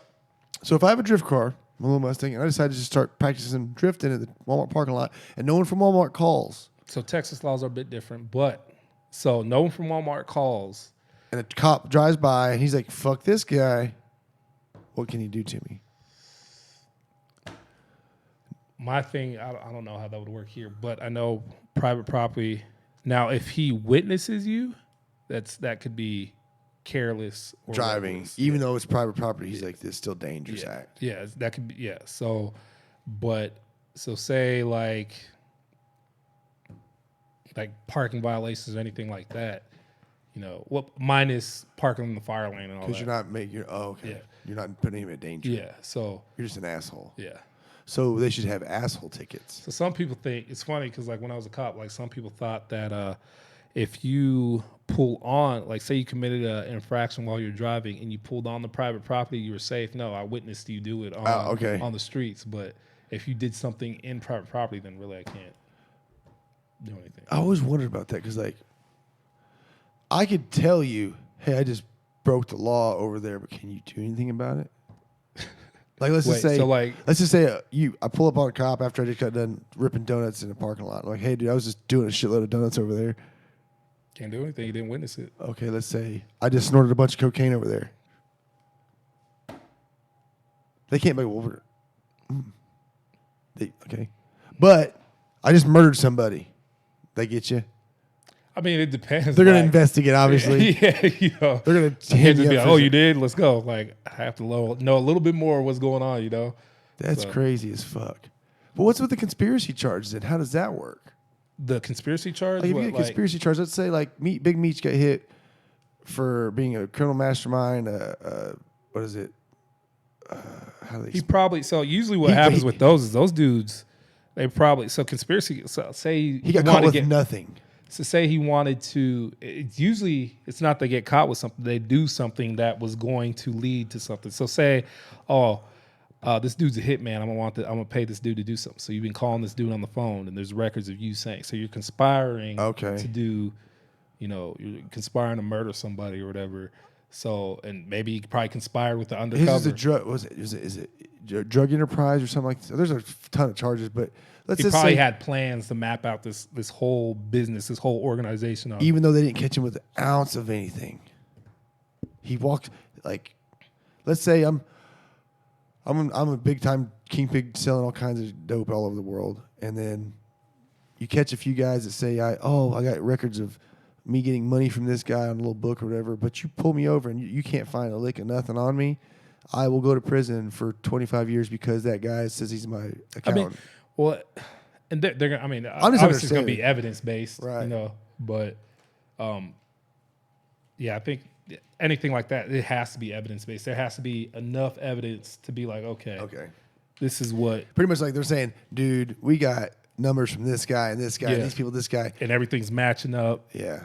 Everybody's saying you're a crackhead type thing. Like, you gotta watch out for But, that guy. I am a firm believer that there's some other setups going on out there too. So Yeah, people get framed. Yeah, yeah, I know that too. But I always went on that big of a case. It's kind of like hard because it's all public knowledge, correct? Yeah. Like you can look into. I mean, he's not sitting. If he could get out, he had enough money, he could figure a way out of there. So they got him at something. I always just wonder how conspiracy works. That's a tricky little fucker right there.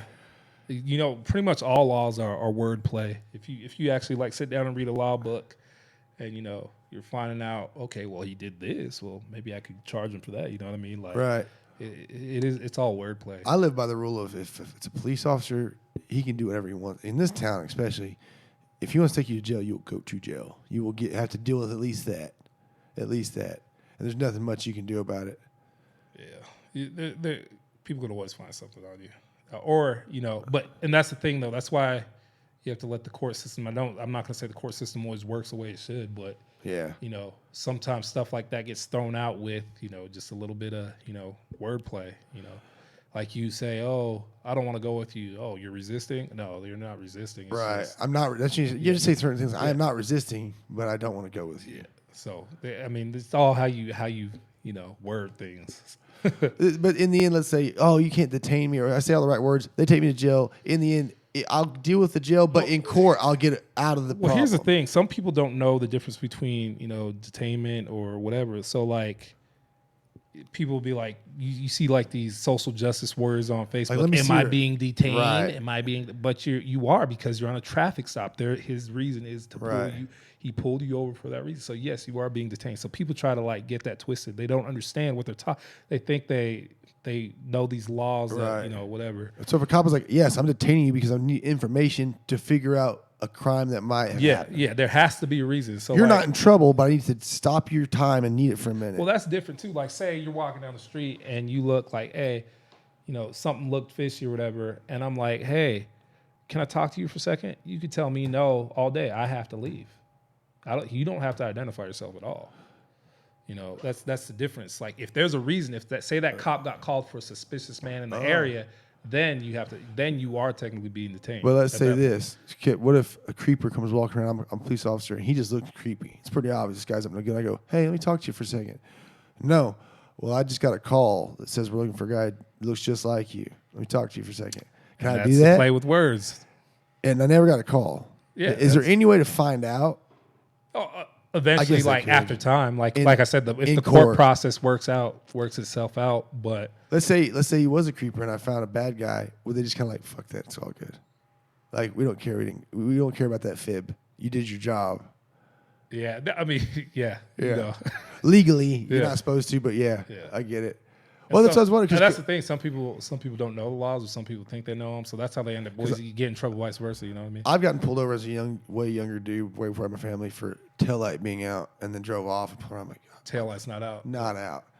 And then I also go, well, he probably saw me drinking a beer while I was driving down the road. I was like, was that a beer?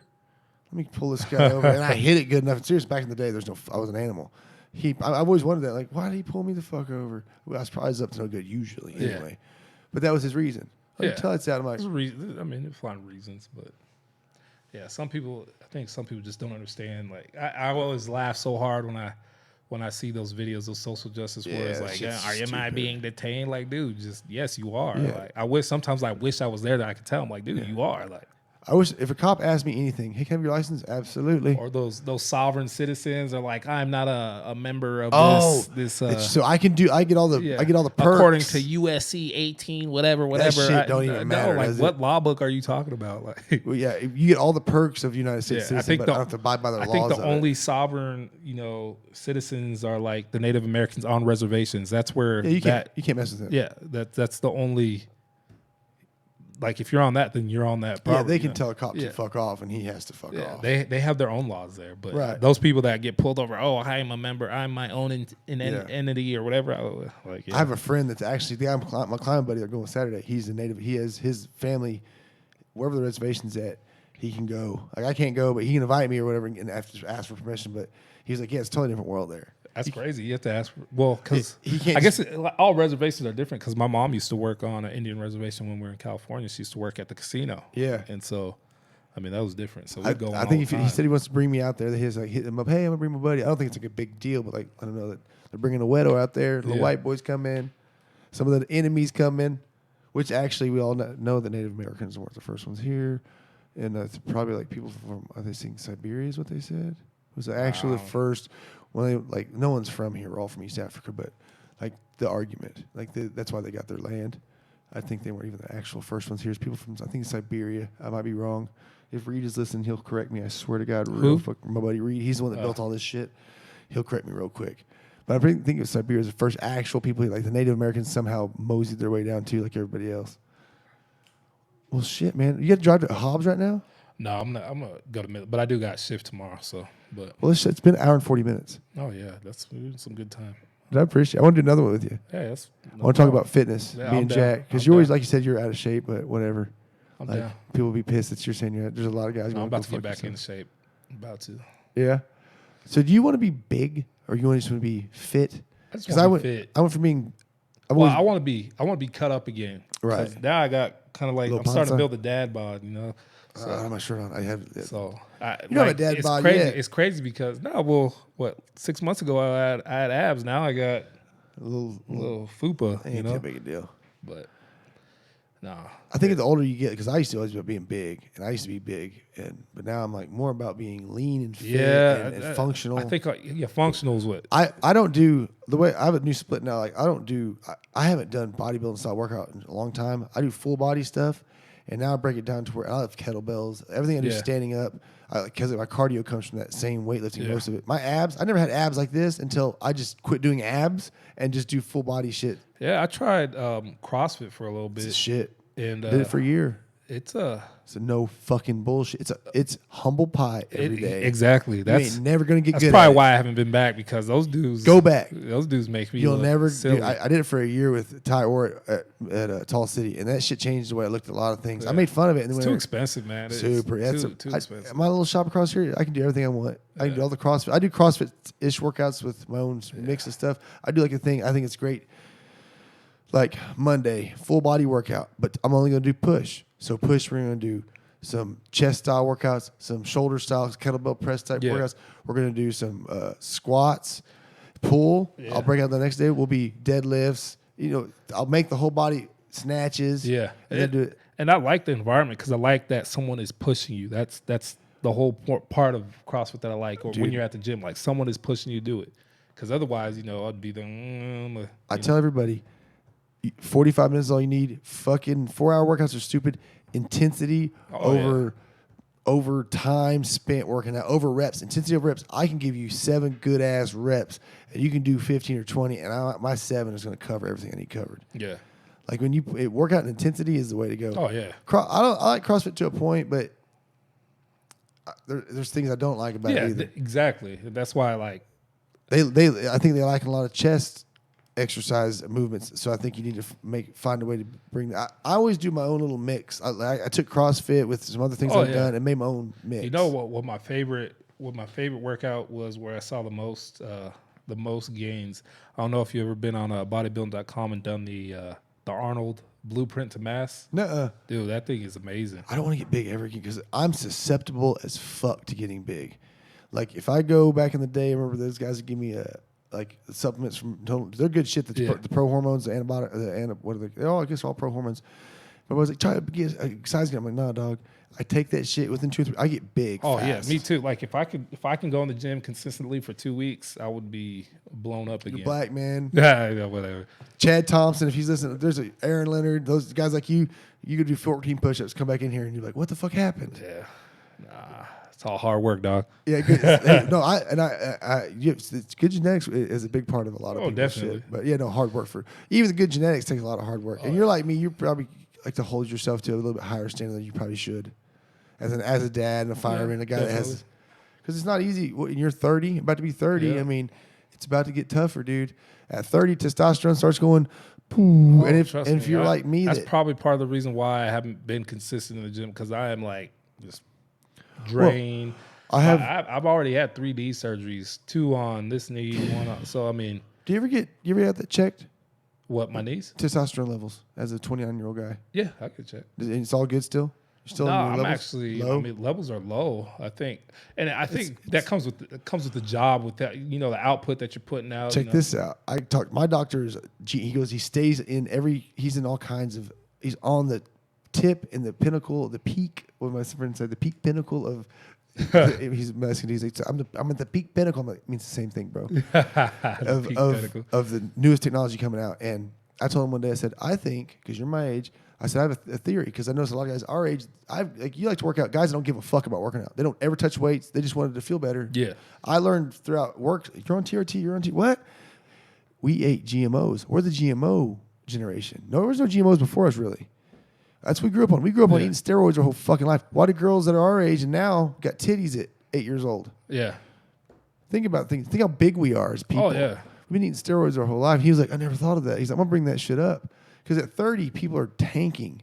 Oh, yeah. My testosterone was fucking tanked, dog. Oh, but yeah. I did steroids at age 19 to 20, 21. And I'm talking steroids. Like everything, as much shit. Oh, I was an idiot. I didn't even study. I was an idiot, an absolute moron. All I did was get round and big. I did it all wrong. I'm totally a fan of TRT, because I believe I don't want to put anything foreign really in my body that I don't. I already make testosterone. If I can carry myself, like my doctor said, you go like this.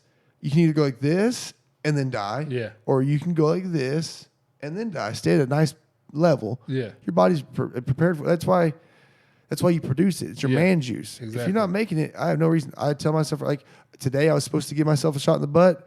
I was too late to get home. I'll do it tomorrow. But I'm not shy about it. It don't make you less.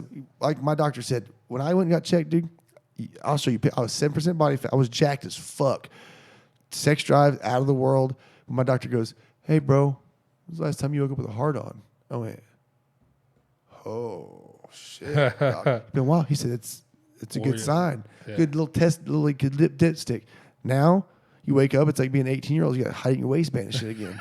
But a lot of guys our age are like, that's fucking, I'm a man. That doesn't make you less. I got mine checked, and I think like at one point it was at like, I think they said 4 or something. Oh, 100% should get on it. And what's good about steroids in the doctor's eyes or in the pharmaceutical eyes is cheap. They don't make no money. Yeah. So testosterone is super cheap stuff for anybody to get on. And it can change. I know women that have hit me up, friends that are married, asking about their man. This is tired and sex drives. I said, you should get the dude's shit checked. Yeah. There's nothing wrong with it. Why would you? I have some good friends. I told them for 2 or 3 years. I won't say their names. You're low testosterone, bro. Shit's low. No, bro. They went and got checked. Both of them. Now they're like, dude, I should have fucking listened to you, dog.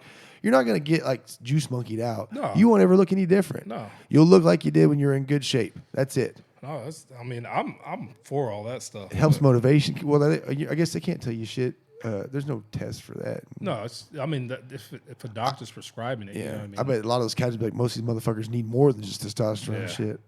Yeah, we'll definitely have to talk about that fitness stuff next time. Yeah, dude, that's my shit. But let me get off here and let you go. Man. I appreciate it. No problem. We're out till next Thursday. We'll I think we're gonna have one of my fighting buddies on. I'll have to make Blue Tip. I should have that motherfucker. He would be a trip on here. I'll hit that motherfucker up. But appreciate you, brother. No problem, man. And we didn't good. even Thanks get for buzzed up having or me. nothing. We did good. All right, we're out of here, guys. He's gonna go save lives. That's it, dude. No, that was cool, man. That's cool. I appreciate you coming. Definitely want to do it on the weekend when I don't got work.